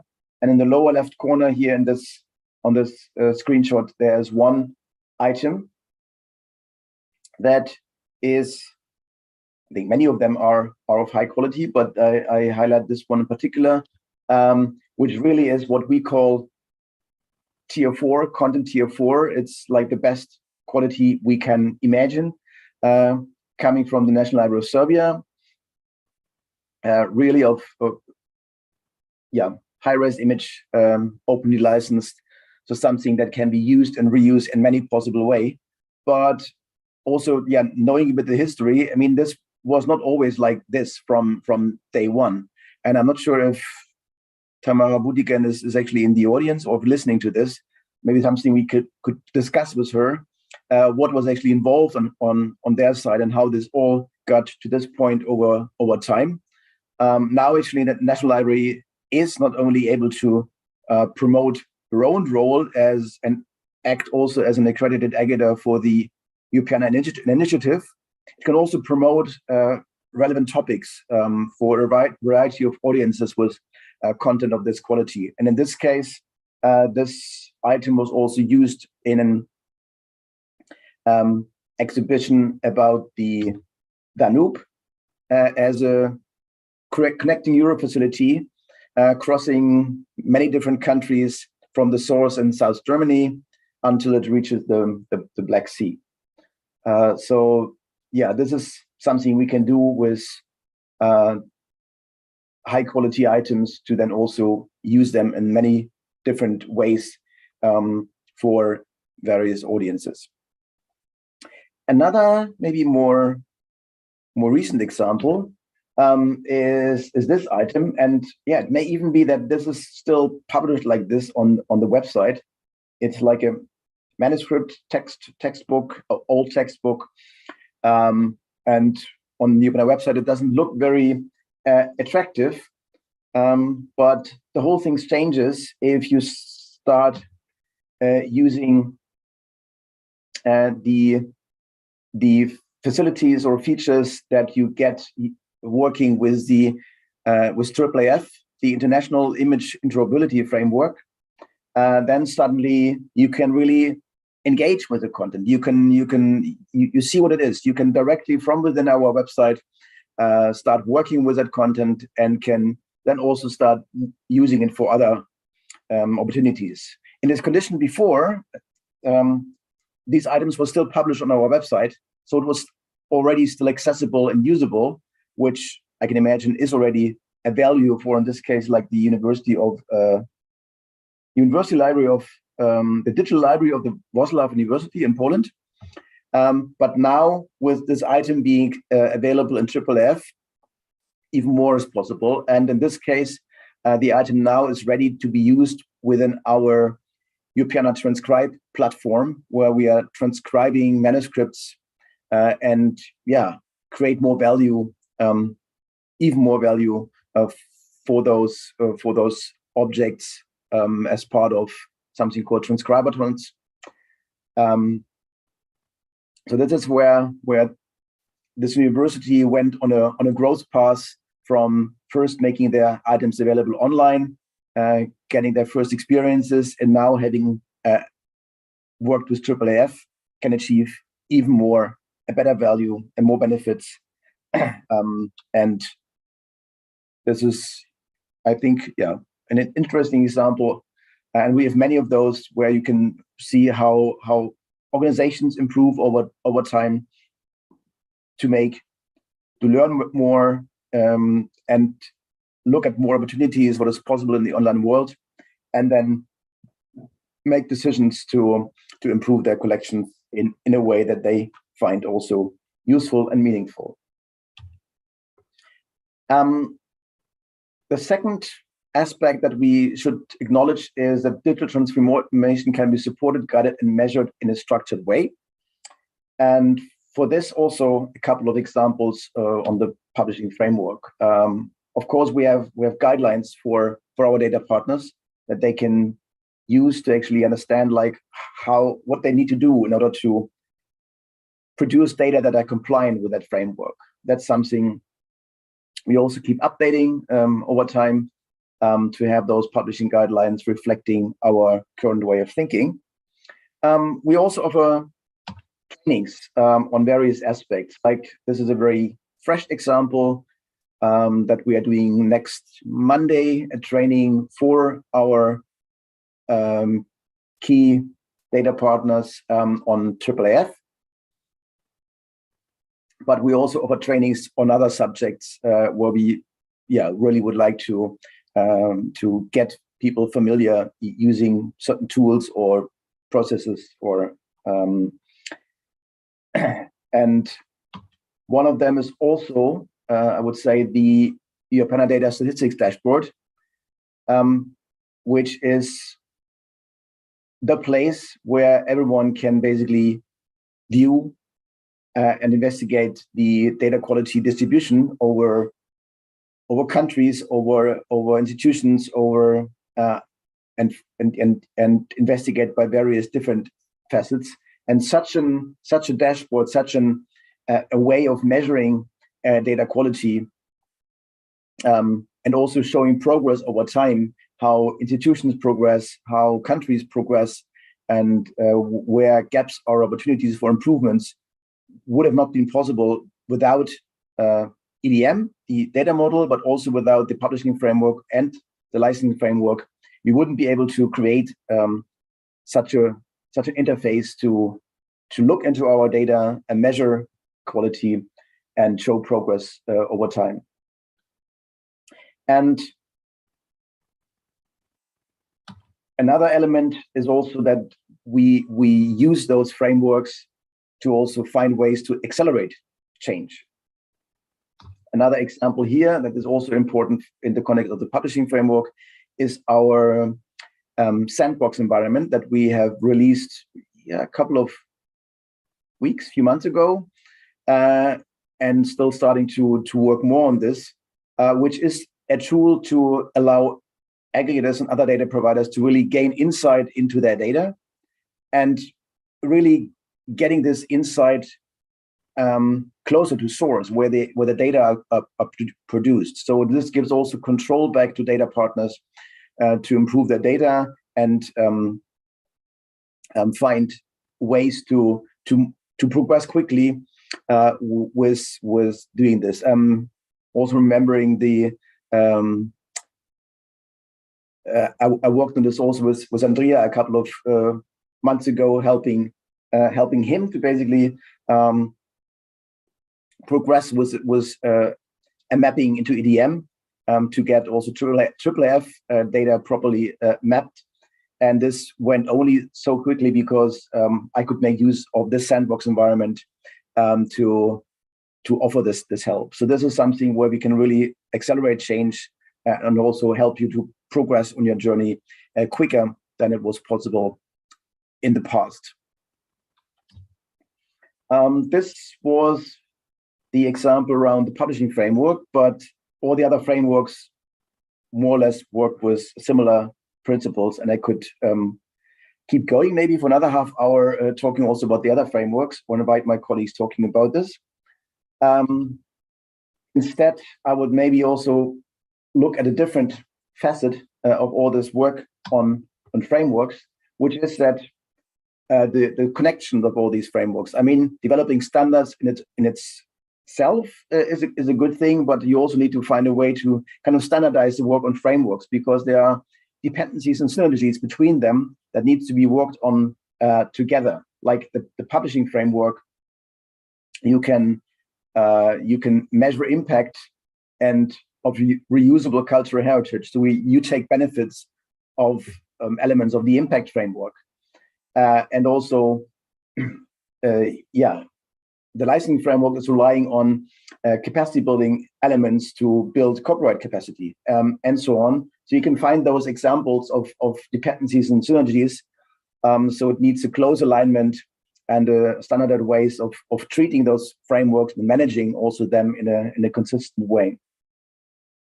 And this is not only a static element and something that you do a one-off, because the world is constantly changing, as we've seen also in the last 2 years. So standards and frameworks also need to be adaptable, and we need to work on this. So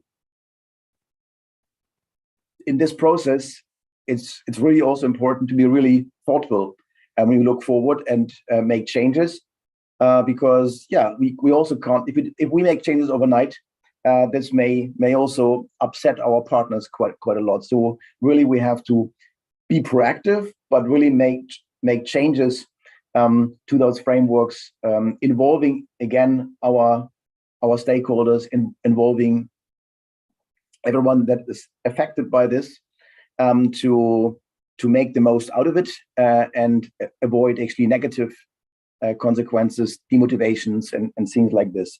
So it's a complex puzzle to solve. On the one hand, agreeing standards and keep some of the elements static, but also going with the time and trying to follow also the flow of what is happening in the sector. And one example, maybe looking at of the Creative Commons licenses that we are now using at version 4.0. Publishing framework is now at version 3.0, but we don't know yet what version 4.0 will be. And maybe also would be interesting to hear from you, what you think should be in the next iteration, what changes we need to be reflecting in here to make this work for you or work better for you. And to also show some examples here. What developments we are already thinking about, where we probably need more standardization and more agreements, is looking at all those new requirements that are coming from the data space that is in development, and for the role that Europeana will play in this data space. 3D, for example, will play a big role, but do we already understand enough about 3D to know what the requirements are that to work with? Artificial intelligence, it's really also a big topic, which is currently not really reflected in any way in the publishing framework. Equity, diversity, and inclusion, and the bias in data is a big topic, an important topic, and we need to address this in the next couple of years and find also a way to work with this. So these are areas where we already know that changes will happen, and we need to work with them and work with you to reflect this in our frameworks going forward. That also brings me to the end. So maybe throwing these questions also to you. Like, do you already know where you want to go next with your organization or your collections? Or can you give us some ideas on what is like the next big thing for you in the sector that we need to take into consideration? But of course, also any other questions you are having, I'm happy to answer. And with this, thank you. And I'm here for questions. Thanks.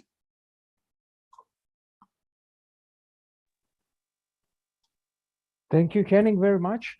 Now we opening a question.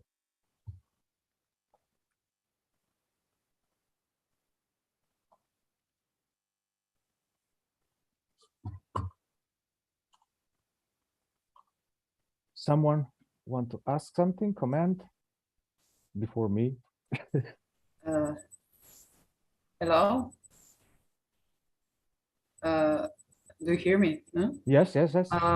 It's not directly connected with the theme, with the topic, but could we hear something about impact framework in Europeana?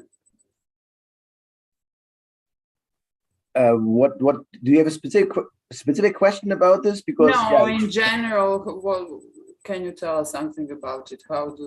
What's the impact? What the results you get from it?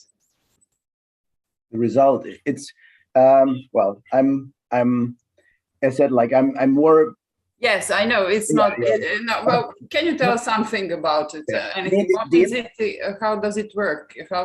What does it represent? Okay. It's maybe a way to describe it is like it's a way of also trying to measure outcomes, measure progress, measure success in areas that are maybe not that easy to measure, where you can't just count something and measure progress. Really, sometimes also the achievement is beyond what you can count. Like having 20 people here in this, or I don't know how many people in this attend this conference, is one thing we can measure. But is there more to it? Like what have people taken away from it? What have they learned? What have they? How does this change their life maybe, or their professional environment? I mean, these are things you can try to capture with the help of the impact framework, trying to go beyond simple elements you can measure. How happy people are with something, what does satisfaction mean for people attending like a conference like this, and really thinking about way also to ask such questions. Like for conferences, for example, we are now using a sort of standardized question bank to ask participants to give us feedback, which goes beyond just counting people in the room, to know how this event that we had helped people to progress, and how can we maybe improve those events for future occasions to make them more useful. Maybe these are maybe one example where how we work with the impact framework to help us move forward. Thank you very much.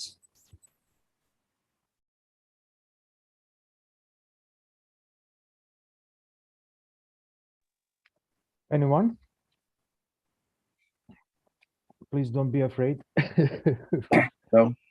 I can really confirm what Henning said. When we start to working on the IIIF implementation in our aggregate, we're very fast make movement and get the framework how to do that. So amazing tools you developed, especially I know Europeana is work with a lot of different organizations. Every organization has its own standard, its own standards of metadata, the way how they scanning and publish their work about the quality and that. You work amazing job to put that under one framework in one standard, which could be applicable for all. That's very, very hard work. Thanks, Andrea. Yeah. That's one of the reasons also why doing this, because also when you say like data quality means a lot of things for different people. So really making our definition and saying this is what it is for us helps the communication with partners in terms of what we expect and how we can manage this. So it's these definition work and agreements work is quite a big part of also our job, and glad to hear this is also visible. Thanks. Andrea, if I may, I'll just say that standards are so important. And I think as we're looking at becoming more collaborative and wanting to have interoperability among systems, standards are absolutely crucial. And my funny story is remembering actually being at a conference with people from the US Library of Congress, and they told us all about a digitization project they were doing.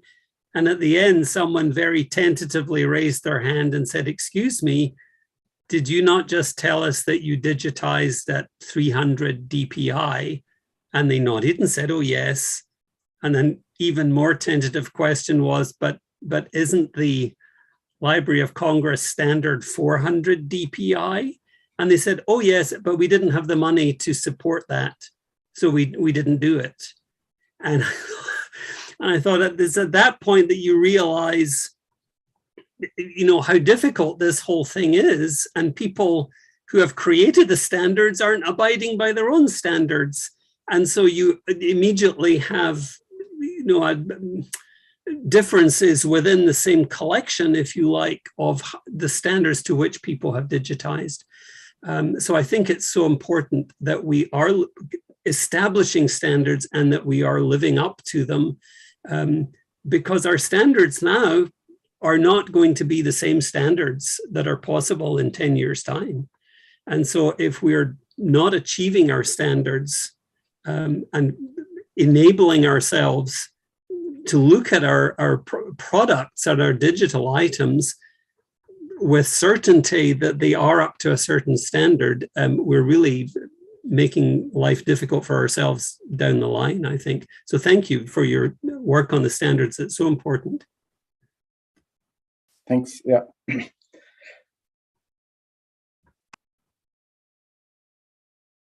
Any more question? Please. Or comment? I would like to also put the focus on one thing, what you said on the start, that there are different definitions or understanding what digitization is. So it's very important to make an agreement to know what to do and how to digitize and how to go through the process of digital transformation. Yeah. Especially for cultural heritage institutions. Yes, and following like what Andrew was saying, it's not always easy, like to stick to your definitions and follow it if an acceptance are sometimes creeping in through the back door, and then you've created an example, yeah, and then it's difficult to fix it. But so that it's like a constant work to really find ways to comply to your own definitions and standards and remember them. So it's also preparing for those type of presentations like today is also a good way to help reflecting on it and put another emphasis or perspective on this to really make sure we stick to it when we go forward.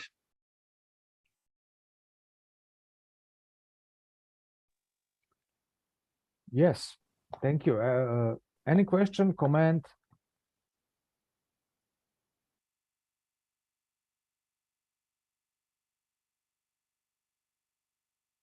First time, second time, sold. Okay. Okay, thank you, Henning, really for this amazing thanks again for presentation. For being here.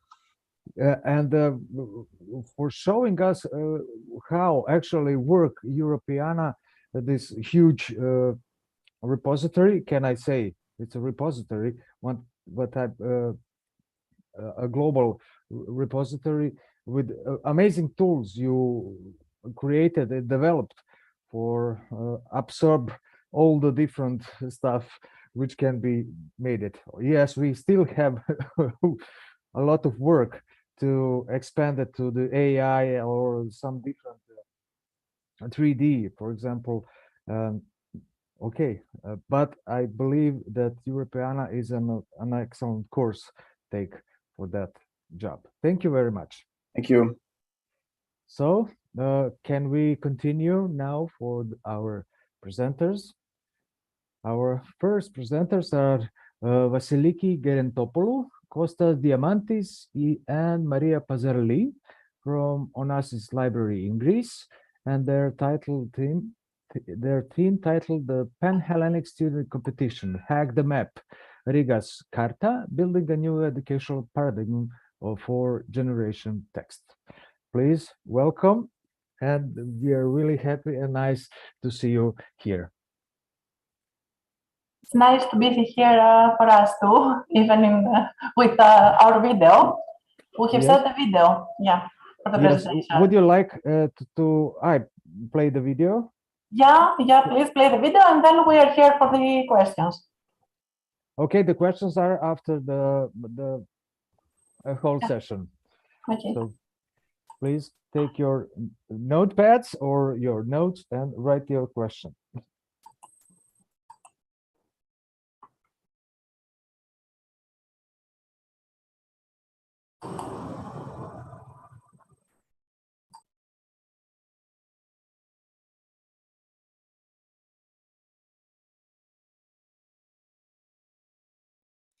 Good evening, I'm Vicky Gerontopoulou, Onassis Library Coordinator, and I would like to introduce you to Kostas Diamantis, 3D graphics and game developer, software and media administrator at Onassis Stegi, and Dr. Maria Pazarli, archaeologist at the Cartographic Heritage Archives in Thessaloniki. Together we will present you an innovative student competition for school groups of secondary education entitled Hack the Map Rigas Charta, which was conducted remotely in Greece during the school year 2020-2021. Onassis Library is a cultural space that holds a great number of historical objects, documents, archives, and artworks. All this cultural wealth became accessible to the public in 2016. Since then, the library has been organizing educational programs for all, inspired by its special collections. Hello from me as well. My name is Kostas Diamantis, and I work at the Onassis Stegi as a software and media administrator. Onassis culture is the core of Onassis culture's cultural activity, and its mission is to promote contemporary culture, support Greek creators, cultivate international collaborations, educate children, and lifelong learning for people of all ages. The Cartographic Heritage Archives are a department of General State Archives of Greece, aiming at the management and diffusion of cartographic heritage. Among others, they are contributing in the dissemination of cartographic culture in the society, especially in education, by organizing educational programs for young and adult map lovers, often in cooperation with other institutions. Rigas Velestinlis' masterpiece, the Carta, is widely considered the most important example of Greek cartography in the 18th century. I have to admit it is also the map that we have repeatedly used as a key study case and as an example of good practice in research, promotion, and use of old maps in modern education. So, I'm not going to say more about this beautiful map, since we can trace back to our previous presentations and publications about Carta. I'm just only about to remind you that Rigas Carta is reflecting its creator's progressive views about the role of education in creating citizens devoted to the idea of freedom. Rigas' liberal ideas about the creation of a free, democratic, pan-Balkanic Respublica influenced the Greek War of Independence from Ottoman Empire, as well as similar movements between the neighboring people in the Balkans in the early 19th century. Rigas intentionally incorporated in his maps symbols and stories derived from the rich classical Greco-Roman and European cartographic and literary tradition. This rich thematic material was the basis where we focused while preparing this project. All areas of interest are connected to the main concepts and ideals of the Age of Enlightenment incorporated to Rigas' revolutionary ideas. They work in three levels: approaching the classical, literary, philosophical, and artistic tradition per se, approaching the historical frame, the newfound principles, and the mentality of the European and especially Greek scholars of the Age of Enlightenment towards the classical tradition, as well as the way this mentality contributed and influenced the ideas that resulted to the Greek War of Independence and the creation of the modern Greek state. Finally, approaching how the classical tradition is connected to the ideas that shaped the European and Greek identity till our times. Moreover, investigating the ideas and ways of action relating to the search of freedom in personal, social, political, and public life. Some other ever-present issues to be discussed include the role of the citizen and the individual as members of the modern society in order to highlight the significance of communities and societies for the well-being of all. Inspired by Rigas' heroic life and death, which are closely connected to Charta, we organized a national student competition totally online.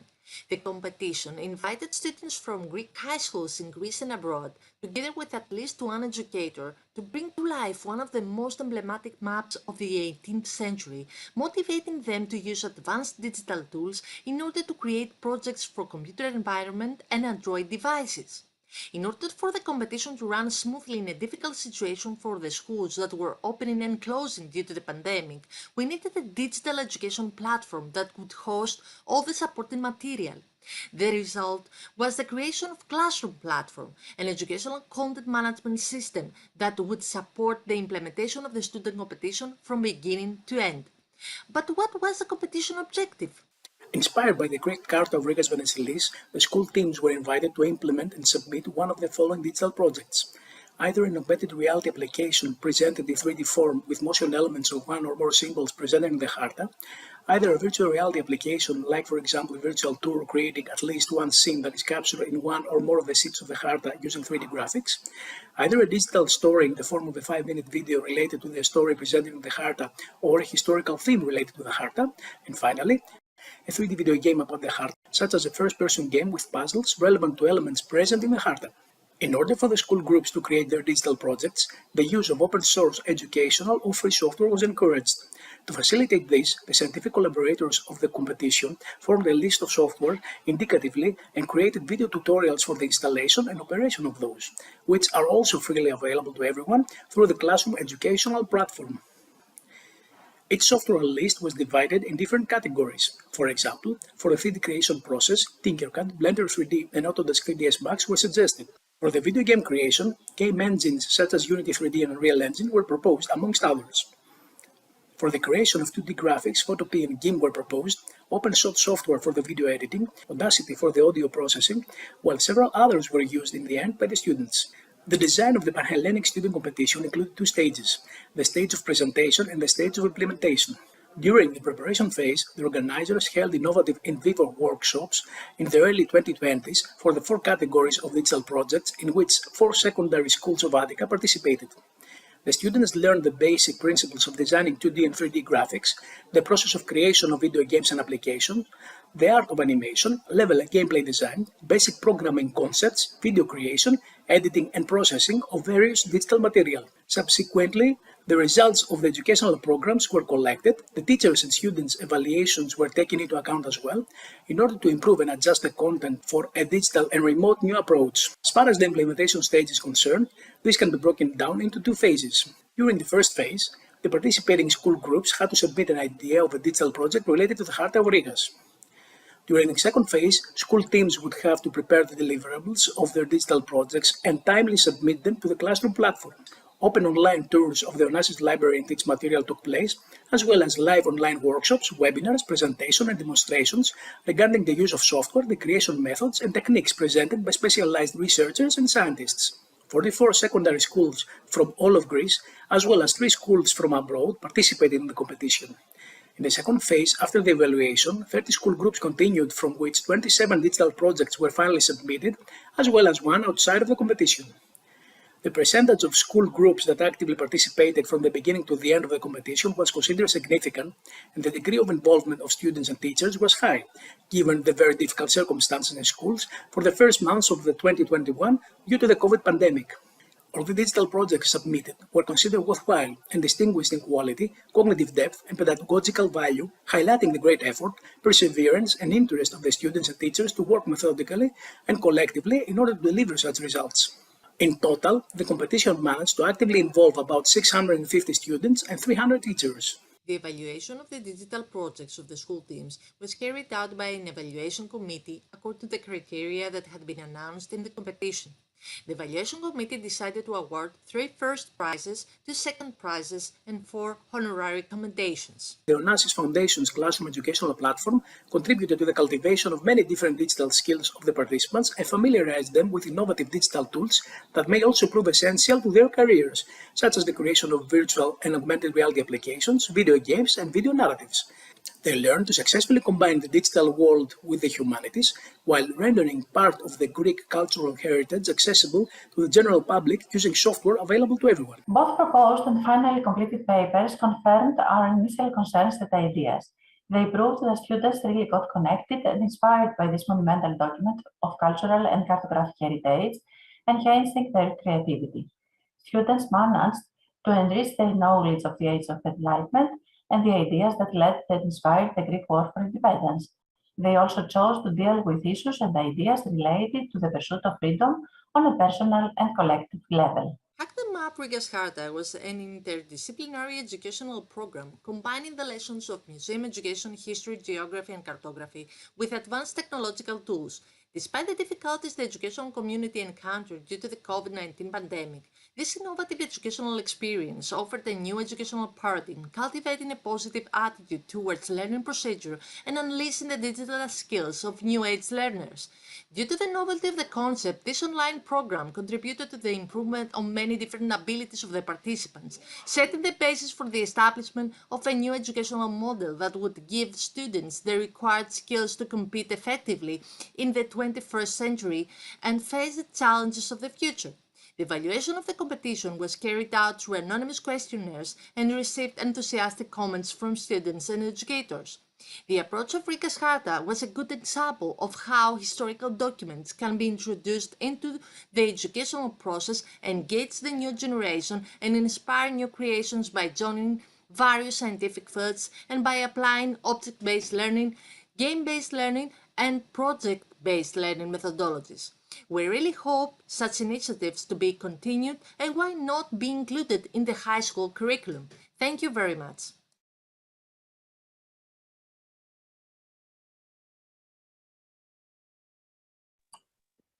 Thank you. Amazing project. I hope we will be discussing after the session. The next one are our colleagues from Croatia, from Zagreb, Katarina Jukic, Ružica Rebrović-Habek, and Zvijezdana Dukic. They came from University of Zagreb, from Croatia, with a theme titled I Write a Story, I Read a Story, a literary project for primary school students. Hello there, neighbors. First, I would like to thank you for supporting us into the Eurovision. Thank you. That was no problem. I have to correct you. We are not from the University of Zagreb. We finished the University of Zagreb, but now we are working in the primary schools. So sorry, we are from different primary school. Sorry, I will correct this on the program. Yes, I think that you have our presentation, so I have to ask you to start. Yes. And then I will ask the questions if there will be questions. Thank you. It is ready. Just a few moments. Okay.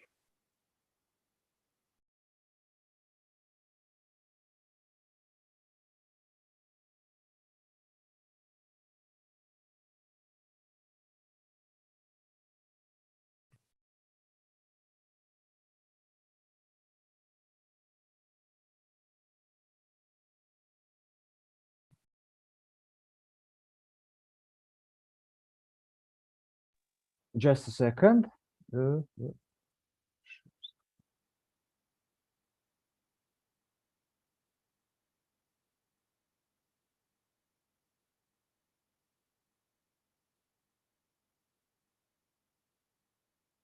you see? Hi everyone. In this presentation, I will present a literary project for primary school students in Zagreb, Croatia. And the title of the project is I Write a Story, I Read a Story. Technology may empower school librarians to offer students an engaging and productive learning experience. This presentation will demonstrate how school librarians from 7 elementary schools in Zagreb, Croatia, implemented an online collaborative tool, Book Creator, to encourage and promote students' writing and reading by working together on a literary project, I Write a Story, I Read a Story. The project was launched as one of the activities celebrating the Year of Reading in Croatia 2021 that was established by the Ministry of Culture. The goals of these projects are to encourage students to write stories and to promote their writing, to boost reading, to inspire students to express their observations, thoughts, and feelings, to stimulate critical thinking, to support cooperation among school librarians and students, and to promote school librarians and the importance of the school library. The expected outcomes from this project are that students would, further develop their oral and written expression and empathy, expand their imagination and creativity, enrich their vocabulary, gain some new knowledge, strengthen their self-confidence, like feeling proud of their achievements, and develop some social skills through collaborative activities. The project is implemented during one school year in monthly cycles. 5th to 8th grade students are encouraged to write stories for 1st to 4th grade students. Each month, one school sends one story to other participating schools. 1st to 4th grade students read and interpret the story, and after that they participated in various activities related to the story. Their impressions and works are published along with the story in the joint digital book created in Book Creator. In 7 months, more than 1,000 students participated in this project. Book Creator is dynamic and adaptable. Contents can always be added or corrected, and all changes are immediately visible. Users can publish, read, and copy their book, and altogether they can merge up to 40 books in the library. Digital book can be published online, printed, or saved as a PDF file. It offers a free or paid version. Paid version, several authors get simultaneous access to editing. Free version, multiple users work in one library using the same code. It is very easy to use tool and to create digital books online, and also promotes creativity and collaboration among school librarians and students. The content is presented in the form of a book in portrait, square, or landscape layout, what is a good choice for a project that encourages writing and reading. No commercials like in other similar tools. A Book Creator offers various options for graphic editing, 50 hand-picked fonts, using shapes, icons, arrows, pen tools to draw or annotate contents. Users can also insert documents in image and text format, and these documents can be formatted in another tool, drop in video or music, or record their own voice.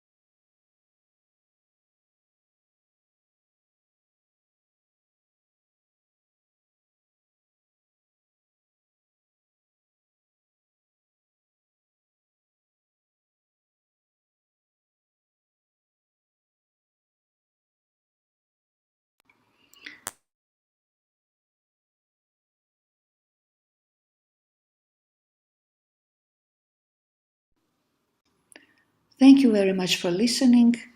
Please, if you have any question, ask them. Thank you. I need to excuse something happened with the sound. Yes, there were some technical problems. We lost the sound first, and then a part of presentation was cut off. But I'm very sorry. Yes, yes. Excellent work. Excellent work. Thank you. So well, yes. I just want to say that we use this digital tool to collaborate and to promote reading and to create one final project made in this digital tool. And this project is very important to us because it's a collection of stories, student stories. It's a book of impressions, student impressions, and it's a teacher's manual because we exchange our experience working with the students. And in that project, we have a circle of motivation, how we motivated each other to work. And that's what I wanted to say with this presentation. Thank you. Great. Thank you. And I would like to invite our next speaker, Mr. Marcus Cohen. He is from DEN, Dutch Knowledge Institute on Culture and Digital Transformation from Netherlands.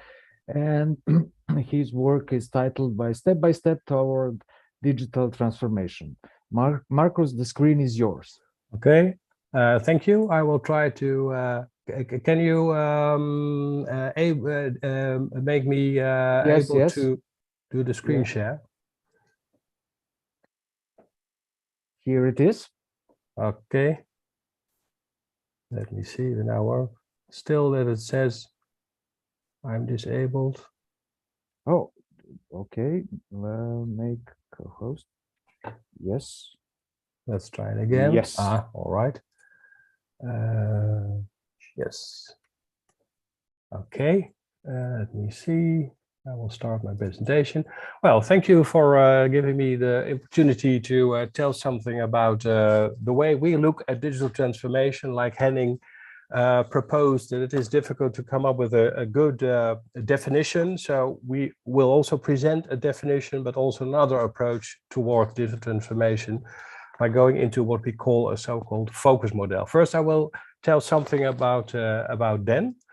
And then I will show some examples from the typical examples of going digital, and then what we can learn from it, and then the challenge, how to make steps on digital transformation, and then focus model, which is also an online tool which is available.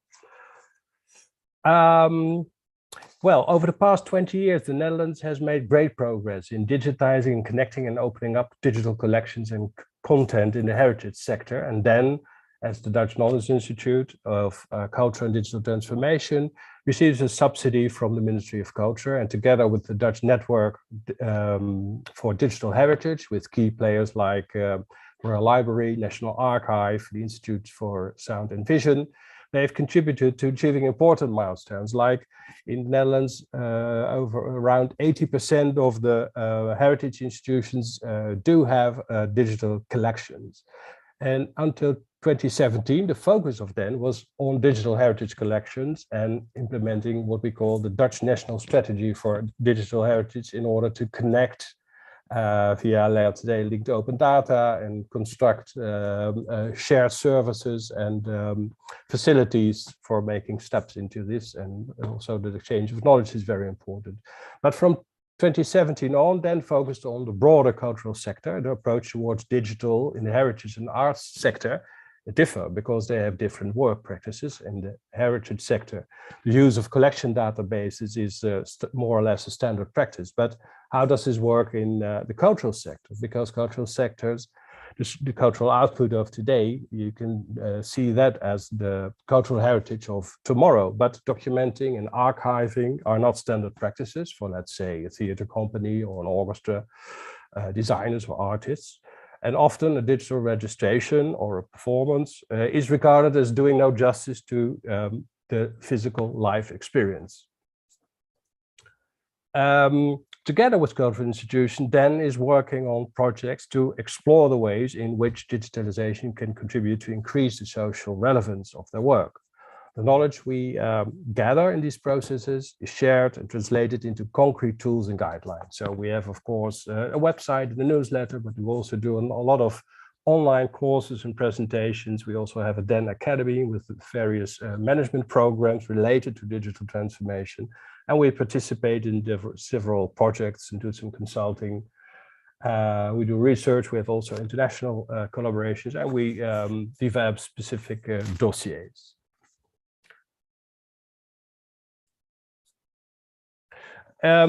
If we, in 2020, we were faced with new challenges, it became more than apparent that opportunities for digitalization is broader than just archiving accessibility. And museums and theaters closing their doors had to find new ways to connect with their audiences.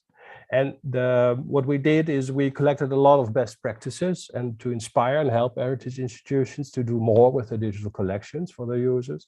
We also developed some of the dossiers I just mentioned for the arts sector, reaching new and more diverse audience on streaming platforms, in finding a balance between offline and online artistic work, how to deal with copyrights, etc. And also trying to find new business models. Well, a few of these examples are interesting. This is from a museum, the Lakenhal in Leiden, which has a collection of old classic paintings, for instance, and some materials on textile. And they developed different programs to do some exercises at home inspired by the collection. Other one was very interesting, that there was an individual who had an Instagram account and just started in a WhatsApp group the challenge to recreate a work of art using 3 pieces just to find it in your home. It was COVID, you remember, and it really went viral. At the moment, there are 300K followers internationally, and there are over 1,000 contributions from artworks like you see here. Of course, Mauritshuis was an interesting one. They developed a 3D tour in which you could really get a closer look on all the paintings in the museum and get some extra data on the paintings. And the interesting one is the Rijksmuseum, who presented from members of the staff. They presented a top item from the collection and told some stories about it. And they really edited a complete series of these kind of presentations. And I just want to present these as typical examples of new creative use of content. You see new ways emerge to connect with the people, new ways of storytelling, sharing context, all typical notions we discovered during Corona. The challenge to extend the live experience, that you can also connect with people, not only that it has to do with learning and it has to do with your intellectual development, but also people are looking for ways as entertainment, but also for their well-being. And also you see a lot of opportunities to really start with something like co-creation or crowdsourcing, like maybe the example from that Instagram account showed. And the thing what really stood out was that a lot of these solutions really resulted in reaching younger or new audiences. So maybe a younger people than they reached before, or maybe some older people they reached before, and of course that there were possibilities to reach an international audience. Also, what is new is really that they started new collaborations, and that there is a need to collaborate, maybe on working together in developing some platforms And there is a great willingness, I think, to share their experiences and knowledges, and people like to discuss these topics as in a community, to exchange ideas and experiences. But now is a challenge. How do people proceed with going more hybrid? Will this last? Well, in the cultural sector, we now see that for instance, the theater companies tend to go back to the old ways they were producing. They really have to survive. They're in a survival mode. They want to play, get a spot in the theaters, which is difficult. Well, if there were plans to go digital, well, they tend to maybe go back to the traditional way of producing. And also there was a lot of these initiatives came about because there were some individuals who were very enthusiastic, and it really depends on going digital, that you need digital skills in your organization. You need some digital leadership, digital facilities, and a capacity. So if we come up with a let's say a definition of digital transformation, which links more or less to the one was introduced earlier, we try to come up with something like what we call the focus model, because digital transformation is very complicated. So we try to make it more accessible. So we introduce this model, and we make a division between maker and audience on the one, on the horizontal axis, and the product and the institution, the organization on the vertical axis. And if you go about with digital transformation, the challenge is that you do several things in the digital domain, which can have to do with creating new content or a new artistic production. The experience has to do with reaching the audience, let's say the audience is introduced via VR or AR to something new. The value has to do with impact and reaching new audiences, and organizers also to do with the processes. I will give some examples. And the challenge is that you come up with what we call an integral strategy. You can do something on the creative in the quadrant we call creation. But the challenge is to think about, well, what does it mean for the audiences, and are there ways to how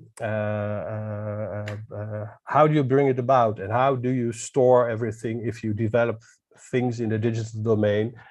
How do you document and archive also the things? So you have to come up with different approaches. I will show some of the examples. Let's say in creation is obvious, is using new technologies on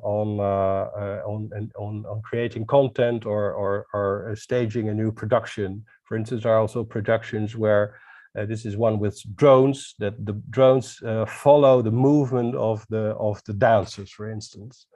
A new one was also really creating, and this is the International Theater Group from Amsterdam, the famous Dutch theater company. They staged a whole series of Shakespeare tragedies as if it was live television, and it was also broadcast live. And if you go more in the experience, it has to do with maybe like the example from the Mouse House, VR and AR. The third picture is the caption glasses, which makes it able to like in opera or in theater plays, you need as a if you don't hear very well, you need to have the subtitles or the undertitles, and you can do the captions within a glass. So you just have a vision of the stage, and the text are projected via the glasses. On the third part is the what we call the impact. That has to do with finding new business models. For instance, if you do some streaming, you also want to maybe have some donations, and so there are buttons introduced to pay for this. There was a famous festival, a film festival. We have 3 film festivals in the Netherlands. The ITVA is on documentary. The Rotterdam Film Festival is on just regular movies, international movies. And we have the Cinekit, which is for children. And they collaborated on, because they couldn't have the actual physical festival, so they chose for an online platform So the visitors from all around the world could buy tickets online and view all the movies online. But they collaborated to create this platform, which could be used by these three different festivals, and bringing their means together it was possible to collaborate and to create this fantastic platform, which they will still use, and they combine their actual programs still with this aside.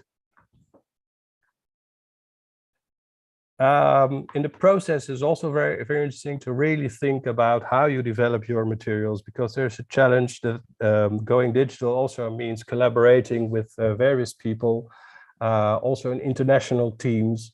So where do you store all the information and looking by it as a source of heritage?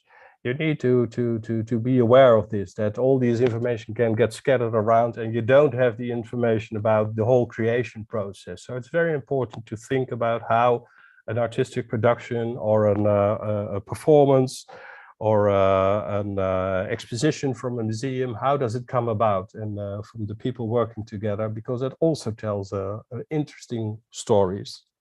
I don't know how much time I have. Well, the very important example we always show is from Noord-Nederlands Toneel, which came up Night Hotel.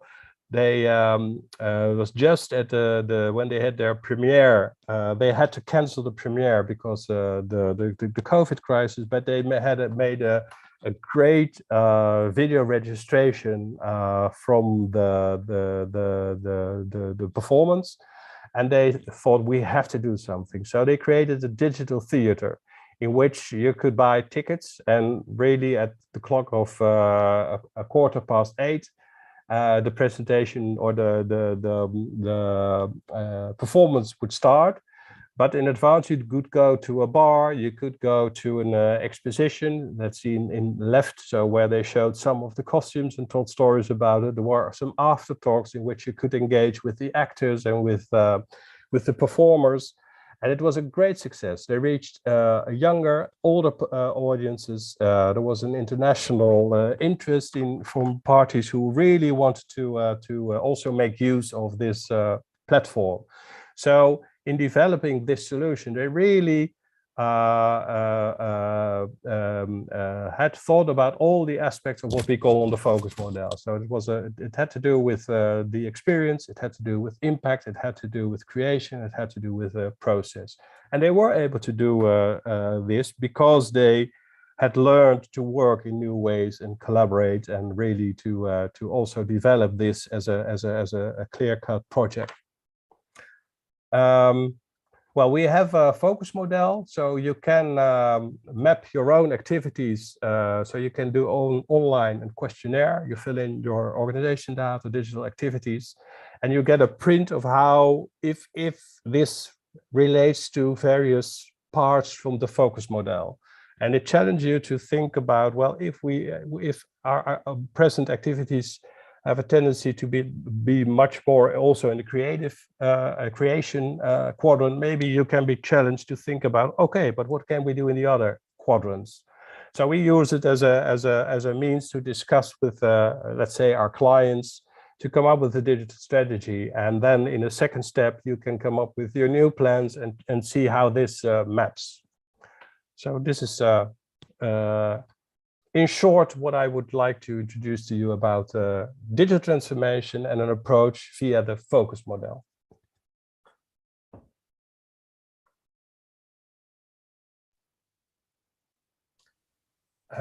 If you have any questions, you can, of course, try to contact me, and I would gladly introduce you to a bit further to our focus model, which is also in English. Thank you, Marcus. Amazing work. Thank you. I hope we will discuss it after our dear colleague Jasna Brkic tell us something for her work, digital transformation for educational animation. And Jasna is coming from Belgrade City Library from Belgrade. Jasna, welcome. I would like to ask Marcus to stop sharing his screen. Yeah, I'll try. Yes, I don't know how I can end this. Maybe I have it. Yes. Thank you. A Thank lot you. of Jasna is laughing. Okay, now But I will try I to fixed it. share. Yeah. Yes. I pretend to know a lot about digital, and this is always going wrong. Okay. As Andrea said, my name is Jasna, and I work in the Belgrade City Library. I work with children and youth in children's department. And let me just do. Okay, and today I'm going to talk about the usage of application and technologies in the library. So in children's department, we are really very and highly engaged in organizing free of charge educational and creative workshops for children and youth. And you can follow us on the Facebook and Instagram just to see all our activities. And we are trying very hard to keep the pace with innovative methods of working with children and to meet their needs, to help them be future ready, and of course, to follow the FLA guidelines for library services to children. So what have we done? A few years ago, we introduced digital makerspace called Technoteca in our library. We created multifunctional high-tech space within the library, and we equipped it with all the gadgets, with different kinds of digital tools and teaching aids. And it was meant for children to develop their digital skills and teamwork, to learn coding and robotics and master knowledge and vision by STEM concept. And of course, to surround them with books and to remind them to read. And all these maker activities are gathered around these very important 9 key ideas, so kids can learn and share and play and support and change and make something. So for elementary school students, we organize Lego. We do educational workshops that make elementary science come to life. So in our library, children can explore, they can make and create, they can share their knowledge and products, and they can have a lot of fun. It is important as well. And for middle school and high school students, we organize Lego Mindstorms programming workshops, a bit more demanding and complicated. So here you will see how students apply their knowledge immediately to organize Battle of Robots.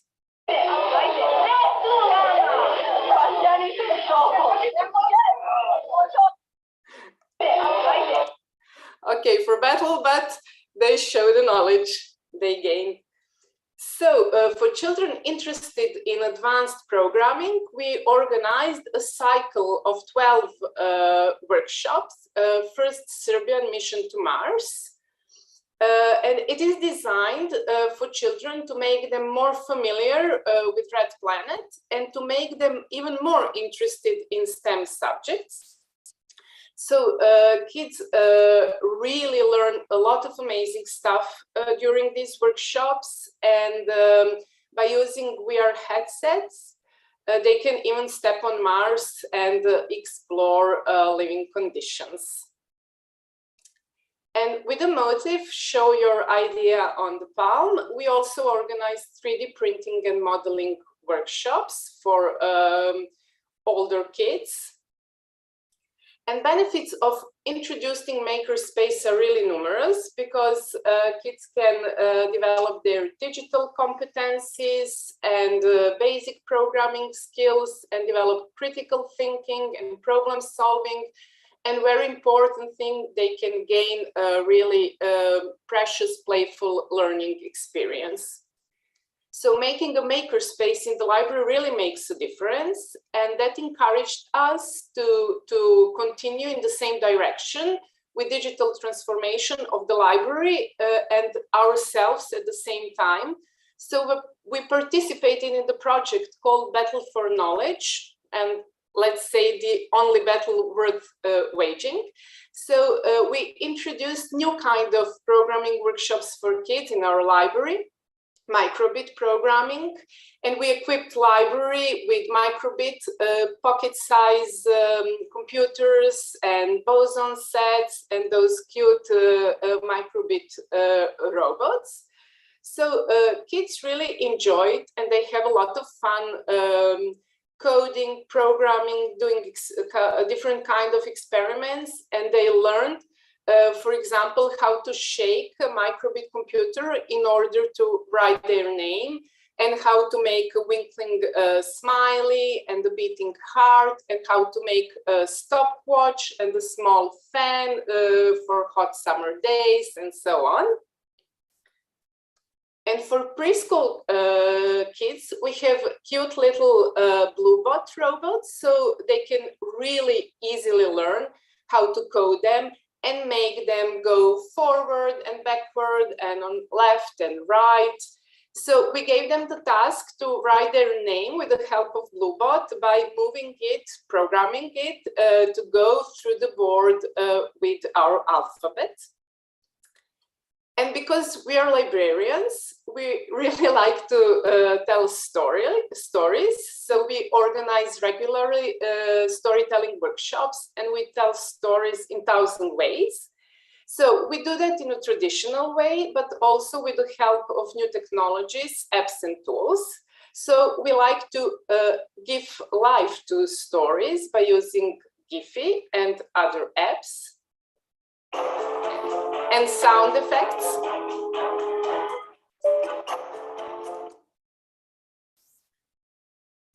And after story, kids like to draw and color. And thanks to our colleague Mira, here present, and she was the chairman on the previous session, we discovered a free augmented reality app, Quiver. And this is really an endless source of fun for kids. We used it because it enables two-dimensional characters and details for drawings to get the third dimension. So kids can draw, paint a drawing, and then they can easily scan it with a mobile phone. And then the magic happens. You will see it here.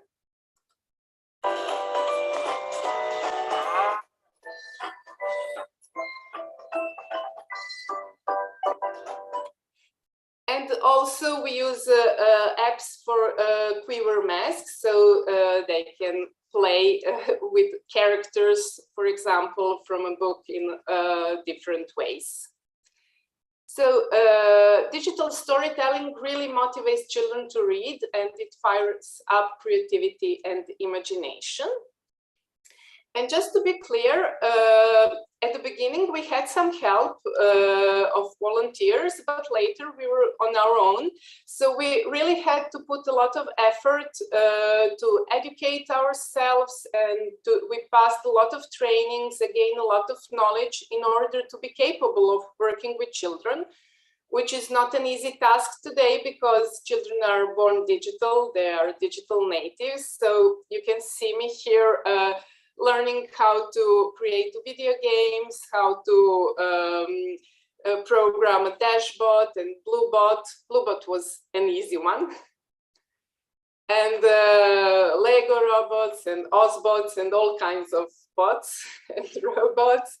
And here there is a picture from of librarians learning how to program microbit robots. So I can say that we are not over with the long life learning. We are just over for today. Thank you very much.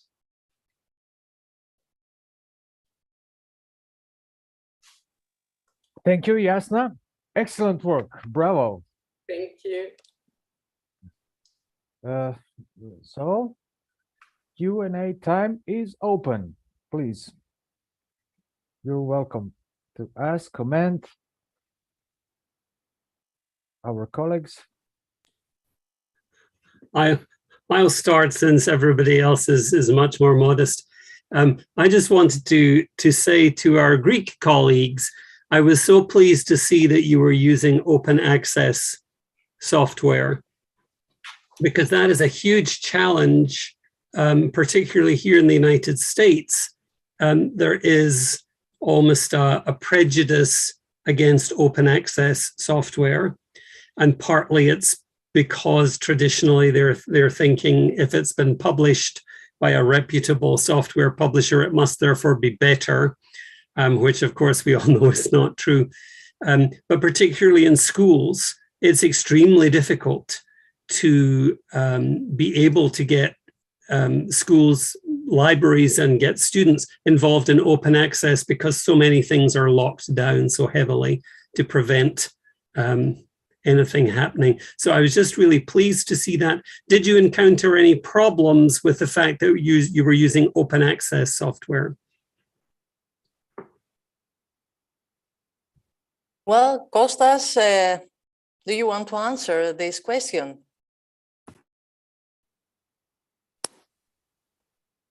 Are you here with us?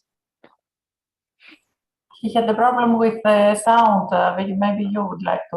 Okay, no problem. I will answer it. Thank you for your question. We're very glad to participate in your conference this year. And well, in Greece, we are very fan of open access, and we are trying, this is a political a political decision. Our government believes very much in open access, and actually we encourage all libraries and research institutions and schools and universities to use open access tools, open access software, open access techniques, and to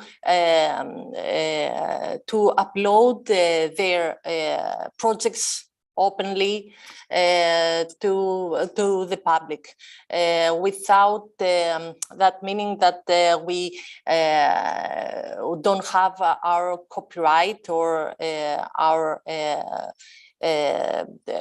we restrict the copyrights of the designers or of the authors.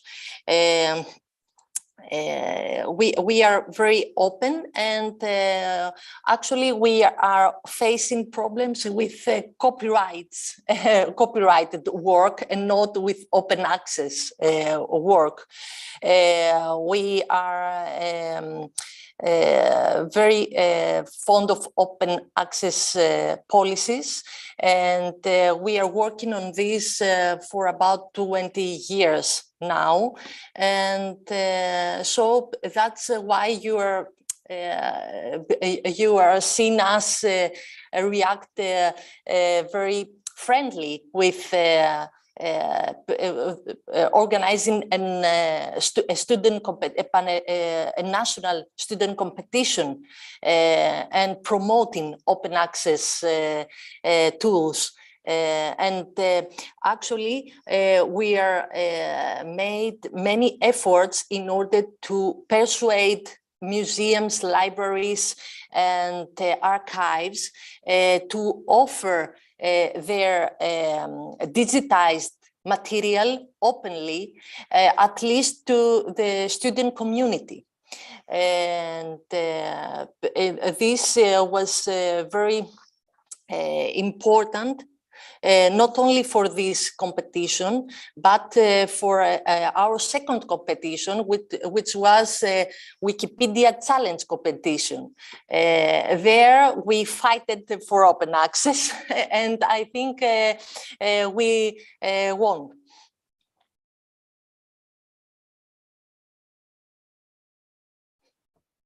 Thank you. Mm-hmm. Thank you. Anyone else?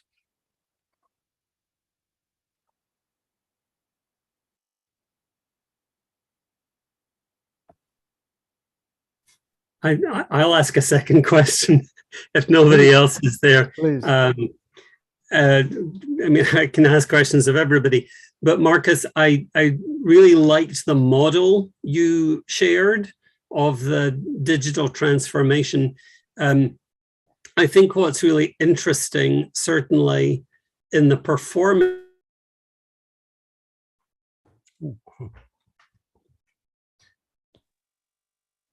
not being as good as the live experience. It's certainly a different experience. And I've actually been involved in a couple of things that were purely digital. And then I've actually done some of these things where you go to a cinema and you watch a live reel.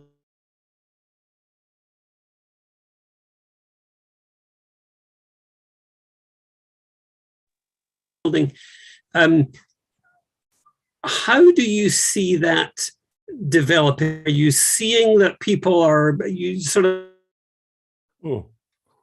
live performance and then we're done? Do you think that they will come back to looking at some sort of digital involvement, or do you think it's sort of everything or nothing as far as they're concerned? It was a bit difficult to follow because there were some hiccups in in your connection, but I think the question relates to because I mentioned some of the, let's say, the performance, the theater companies producing more digital productions, and then I stated, well, the question is if they go back, do they go for the traditional proposition, or do they embrace digital? It's hard to tell this in general. Of course, the younger generation, and also on some of our schools for theater makers, you see a blend of disciplines, because what it needs to do a digital production is really like any theater production. It's a co-production with different people from different disciplines. So it is acting, it is directing, but it's also staging, it is lighting, it is costumes, it is props.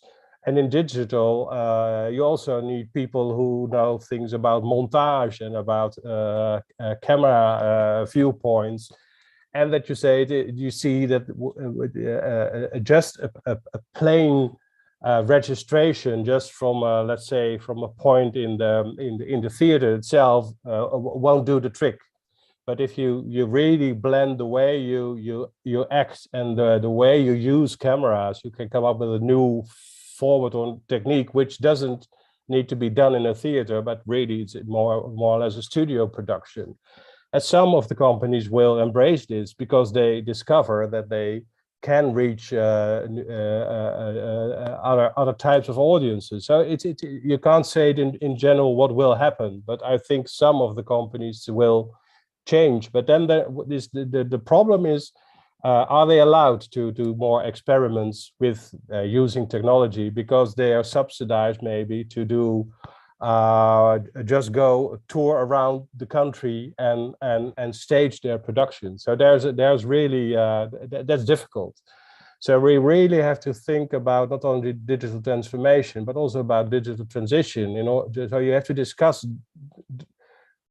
a change of the ecosystem, how things are funded, and that there is more possibilities to experiment and to appropriate the experience with new technologies.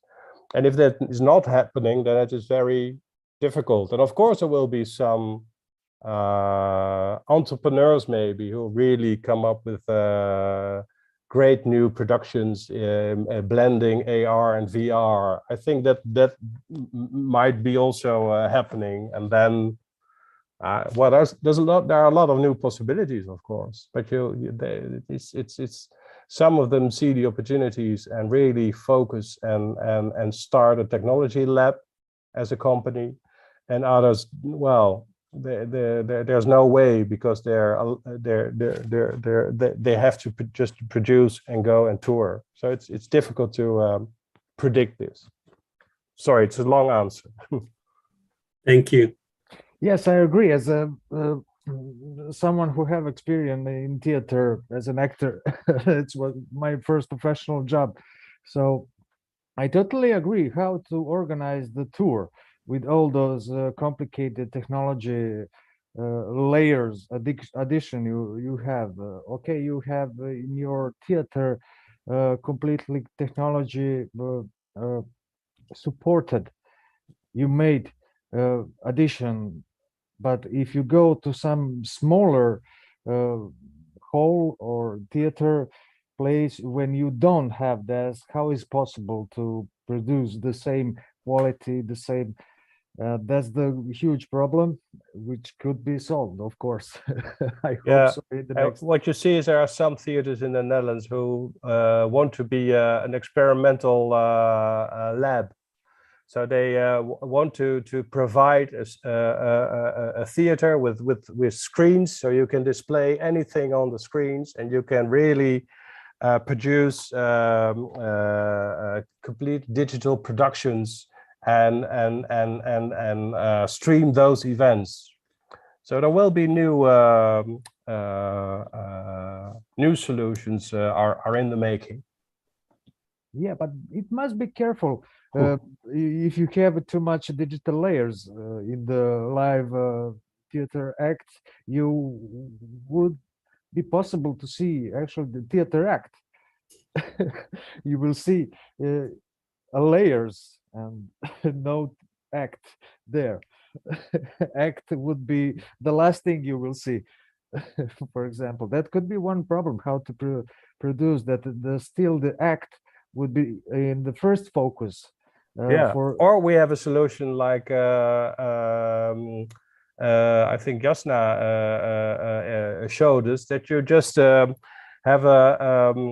you can draw your own actors and fill them in with colors, and they will and they will present a Shakespeare text for you via all kinds of different AI techniques. Like the drawing from the cow which came alive. We can do this for actors. Andrea, there is a question in chat for Marcus. Yes, I see. Just a second to get to the chat. Here it is. Marcus, again for you. It's from Mirjana Nešić. What could be the biggest problem for libraries in the process of digital transformation? Ooh. Well, it's an interesting question, because the interesting thing I think about the libraries is that you normally, when I studied, the library was really old-fashioned, and you only could go there to go and rent some books.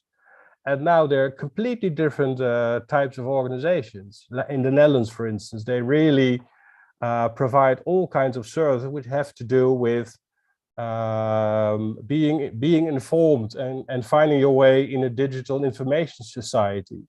And you also see we have a famous Dutch architect, Francine Hoebe, who does a lot of architectural projects for libraries, for creating new buildings. And then you see an interesting thing happening, is that there is the whole function of the library is changing. So they're providing services, and they're much more a hotspot for a city.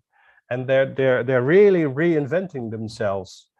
So I think that is I think that libraries are very interesting to look at as an example also for theaters, to come up with new solutions and being aware of what is the purpose and what is your societal meaning. And but then I think, of course, I think it's important to be aware of this opportunity, and maybe the bigger libraries can afford this and can invest in a new building and new technologies. But it always also depends on digital skills, and I think the challenge is that the whole staff takes part and becomes more aware of thinking about digital. And then I'm really inspired also by the example which Jasna showed of just the 2D print which came alive. And I think there are a lot of the challenge is maybe that staff from libraries also really learn to collaborate and come up with new designs for new solutions and new products and new services. And so the challenge is to learn design thinking is very important. And if I could just follow on that, I thought it was really important and really good how both our Croatian colleagues and our colleagues in Belgrade, hello Jasna, there was a creative aspect. So it wasn't just children consuming digital content, it was children actually interacting and children creating. And I also loved the fact, Jasna, you said, and we get them reading, that it's not simply about bells and whistles. It's bringing them right back to the very fundamental information technique of reading. That is how we gather information. And I think so often that can be lost, that we get distracted by the quote fun things, and we lose sight of the fact that reading and the use of our imaginations is what drives innovation and drives creativity. So I just thought that was excellent. And in the Zagreb project as well, where the children are writing and reading, and it's not simply a passive thing. There's a very active element to this for the children. I thought both of those projects were excellent. Thank you for sharing those. Thank you very much. I just want to address this. As a primary librarian who is looking from the bottom of librarians' hierarchy, I must say that our primary role is to make users, to make library users. Thank you. Thank you for your comment. And I just want to say in response to Marcus, that although in some ways how libraries do their job has changed and has changed radically, I still think we're in the same business we've always been in. We're connecting people and information. That's what we do. So we're finding new and exciting ways and perhaps more participative ways to do that. But I always want to say, but libraries have always been about connecting people and information. And so it's really important that to my mind, that we don't sort of imply that we're throwing away everything we've ever done, because what we've done is wonderful, but what we are able to do now is so much more. But at the heart, we're still connecting people and information in new ways and exciting ways, and ways, going back to the children's projects, that are really connecting the children. And Katerina, I really like that idea that, and I would say you are not at the bottom of the hierarchy, you're at the top of it, because you are the most important. The early learning is the most important. All the research is now telling us it's early reading, it's early learning that sets the tone for the rest of people's lives. So what you're doing is so important. And that really is foundational. If we can excite children about learning and bring them in to the library world in all kinds of different ways, we're setting them on a path where they can have success in their information gathering and then in innovation and creativity. So please do not ever say you're at the bottom. You're such an important part. You're the most important part, because without your work, the rest of us are irrelevant. I just have one question, since I have my older son is 14, and this question is personally important for me. So it's for Jasna, Katerina, Maria, or Vicky, whoever wants to answer. So what was the key point, the main thing for gathering the attention of middle or high students, school students? Is it some technological thing, or it was the live word of person librarian? Okay, I will answer the first. It is very important to organize them a teamwork, you know, not just to have one teenage kid in the library, because then he or she will feel, you know, unpleasant and everything. It's important to have few of them, and then to make them a relaxed atmosphere there, to show them, for example, comics or some to be aware of books that they are reading at that moment, and movies they are filmed by books and everything, to make a little intro, you know, to and then to show them all kinds of other stuff you can offer them, gadgets and everything, but not just to invite them and to show them, okay, we have that, and to expect that they are going to be impressed by that. And you have to, I don't know, you don't, of course, you can't be rigid, and you don't have to talk to them like, not in a slang, not to pretend that you are their age, but also not to be an old-fashioned librarian, you know, like I'm so clever and smart and I'm going to teach you that. So really to find an easy way to approach them. But it is really hard to make a connection with the kids that age, but it's absolutely not impossible. Just needs to put a bit of effort. Yes.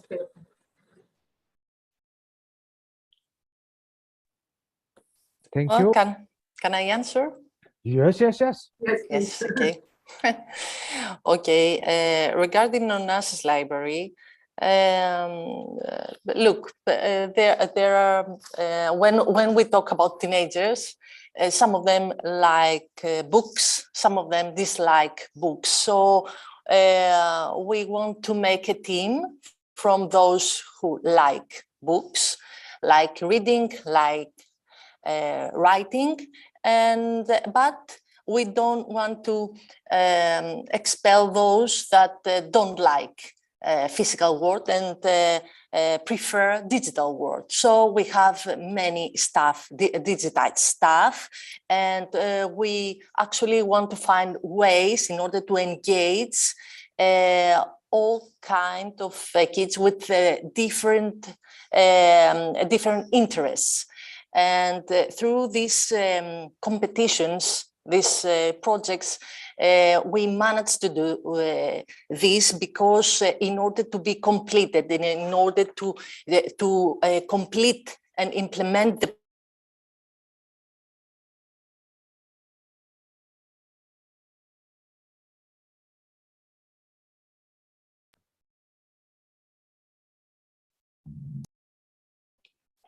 Hello? Okay. Well, sorry. Actually, talking about the Onassis library and about these interdisciplinary projects, these competitions that we are organized, the goal was to combine the kids, the teenagers that like books and those that like digital world, and I think we managed to do that because in order to complete these difficult digital projects, you had to unite your powers in a team. You wanted and this was the advice that we gave to the educators, to the lead professors, that in their team they had to engage students that like reading and writing, but they had to engage those that are keen in IT technology and perhaps in theater or in or they are good in speaking and announcing, or they had a good voice in order to describe the project. So we wanted all kinds of teenagers, and this means that our school teams were engaging students with various interests. The fact that during the previous year we had the pandemic situation, I think that we tried to take advantage of the digital world and not the physical world. We didn't have a physical world at all. So we wanted to exploit our digital files and the digital tools. And we tried to communicate through digital machines and platforms. Talking about the two previous years, I would answer that the digital world was the one that actually attracted more the teenagers in order to participate in these projects. But this was only for the two previous years, and we believe that this situation will change in the future. And actually, it was different in the past. So I would agree with Jana, and I think that we have to make teams and teams of visitors and users that can interact and can create something together. Or they can take advantage of all this special and rare material that we have. Could I add something to this, please? Well, it was a very difficult period now, the 2 last years, and we had to use all the digital technologies, mainly the digital technologies. But I have to admit that at the first phase of the competition of Hack Them Up, having the workshops inside the library, it was a great experience for any kind of teachers and students, because the children were taking part to the workshops of virtual reality, for example, and they were looking at the same time the old books, the real Carta, and it was all in the same environment. So that helped very. It was, I think, it was a great experience for them, for all of them, even for those who don't like books or they prefer the digital workshops. I agree with Maria. I agree with Maria. The best solution. See the old maps and looking, oh, this is the lion, oh, this is the all we need, or Hercules, and all this mythology, all the tales, and they were looking at the workshops and the virtual reality implementations and all the other stuff we did with Costas, but they were attracted to the old books, and I think it was more balanced, this. Of course, Maria, it was more balanced, but if you don't have the physical world, I think this period proved us that the digital files are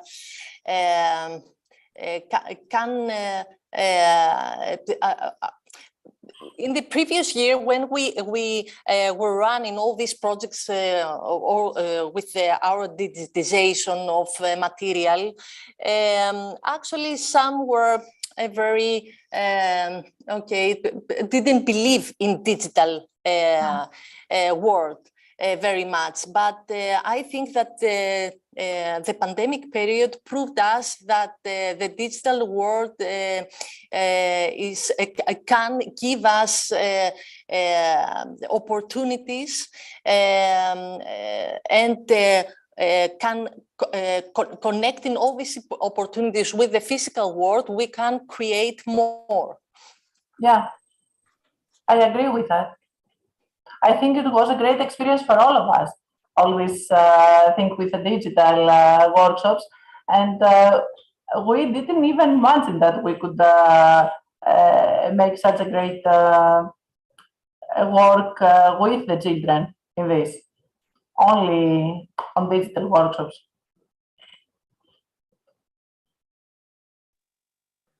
Thank you. I'm sorry, may I just add? Of course. I'm working with children I have been working with children for 16 years now, and they will love everything what you bring, everything what you make them, I'm sorry, they will love everything what they understand. And if you make them to understand, and you have to combine digital and physical. One must support each other for the future. I hope you understand. I mean, That actually sounds like keywords of this conference. Support and cooperation is always a key solution for any if you make something understandable to them, they will use it. If they don't understand, they will not use it. It doesn't matter if it is a book or a computer or any other thing. If they understand, they will love it and they will use it. That's it. Thank you. Thank you all. Yes. Do we have another question? We are break our time, of course, but it's interesting and a very nice conversation. So I didn't want to stop it. So please, if you have more time, we can continue a little bit for another question. I would like to ask Kostas or someone from you, what platform you use for creating a content you presented? There was a combination of platforms used for the content that you saw, because this is due to the process. So in order to create something, you either use a 3D modeling software like 3ds Max or Blender, or even online free software that you like Tinkercad, that you don't even actually need to install any software at all. And in order to combine all of that into an application, you need to install an engine and computer game engine like Unity 3D or Unreal 3D. We do prefer Unity, to be honest, due to the flexibility it has and the fact that it works best with lower end equipment, which is crucial for accessibility to all students. So I'm not sure if that answers your question, but in short, that's kind of the software we're using. Thank you. I would like to ask you if you are preparing the full text for publishing on our Zenodo platform. Please make one appendix with the open source and open access softwares. I think it could be very helpful for our colleagues to share. Gladly to. Thank you. Another question, comment? Please, I would like to ask all of you to turn on your screen for make one screenshot. Like together photo. Thank you. 3, the bird. Yes. Let's see.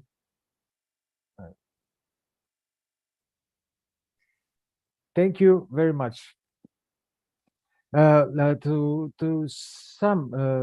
To make a summarize for this session, what we see here at this after to officially close this conference, yeah, this is for me very interesting session, because we have two aspects of defining and working through the digital transformation. One's perspective from the Europeana, which is like a cumulative institution which collect from different sources and publish their content on one platform. And the other side, we have Marcus with more closer perspective in the process of digital transformation, directly working with artists and creators of those digital content. And for the other side, we had a very important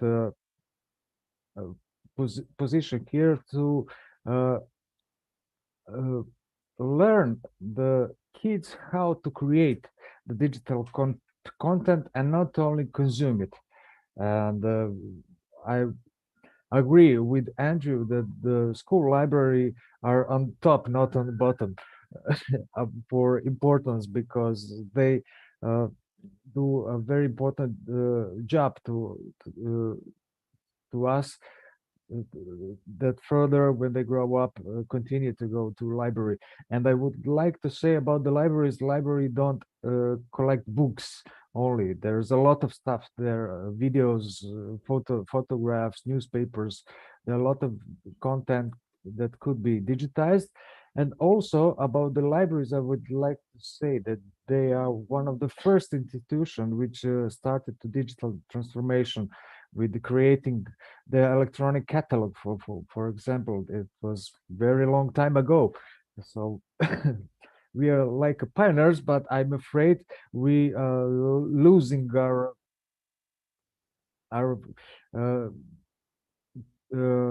running with other institutions, which okay, but those institutions like Europeana and DEAN then can help us to better overlook and to better look at the problems we have and to easier overwhelm them. Thank you so much. I hope to see you in live next year. I promise here, and here's Jelena also, that we try to organize next year in person, and finally to see on one table, sitting around and discuss, and not have a problem with Zoom timing or something like that. Not sitting in our. Oh, here's Jelena Giurgiulov also.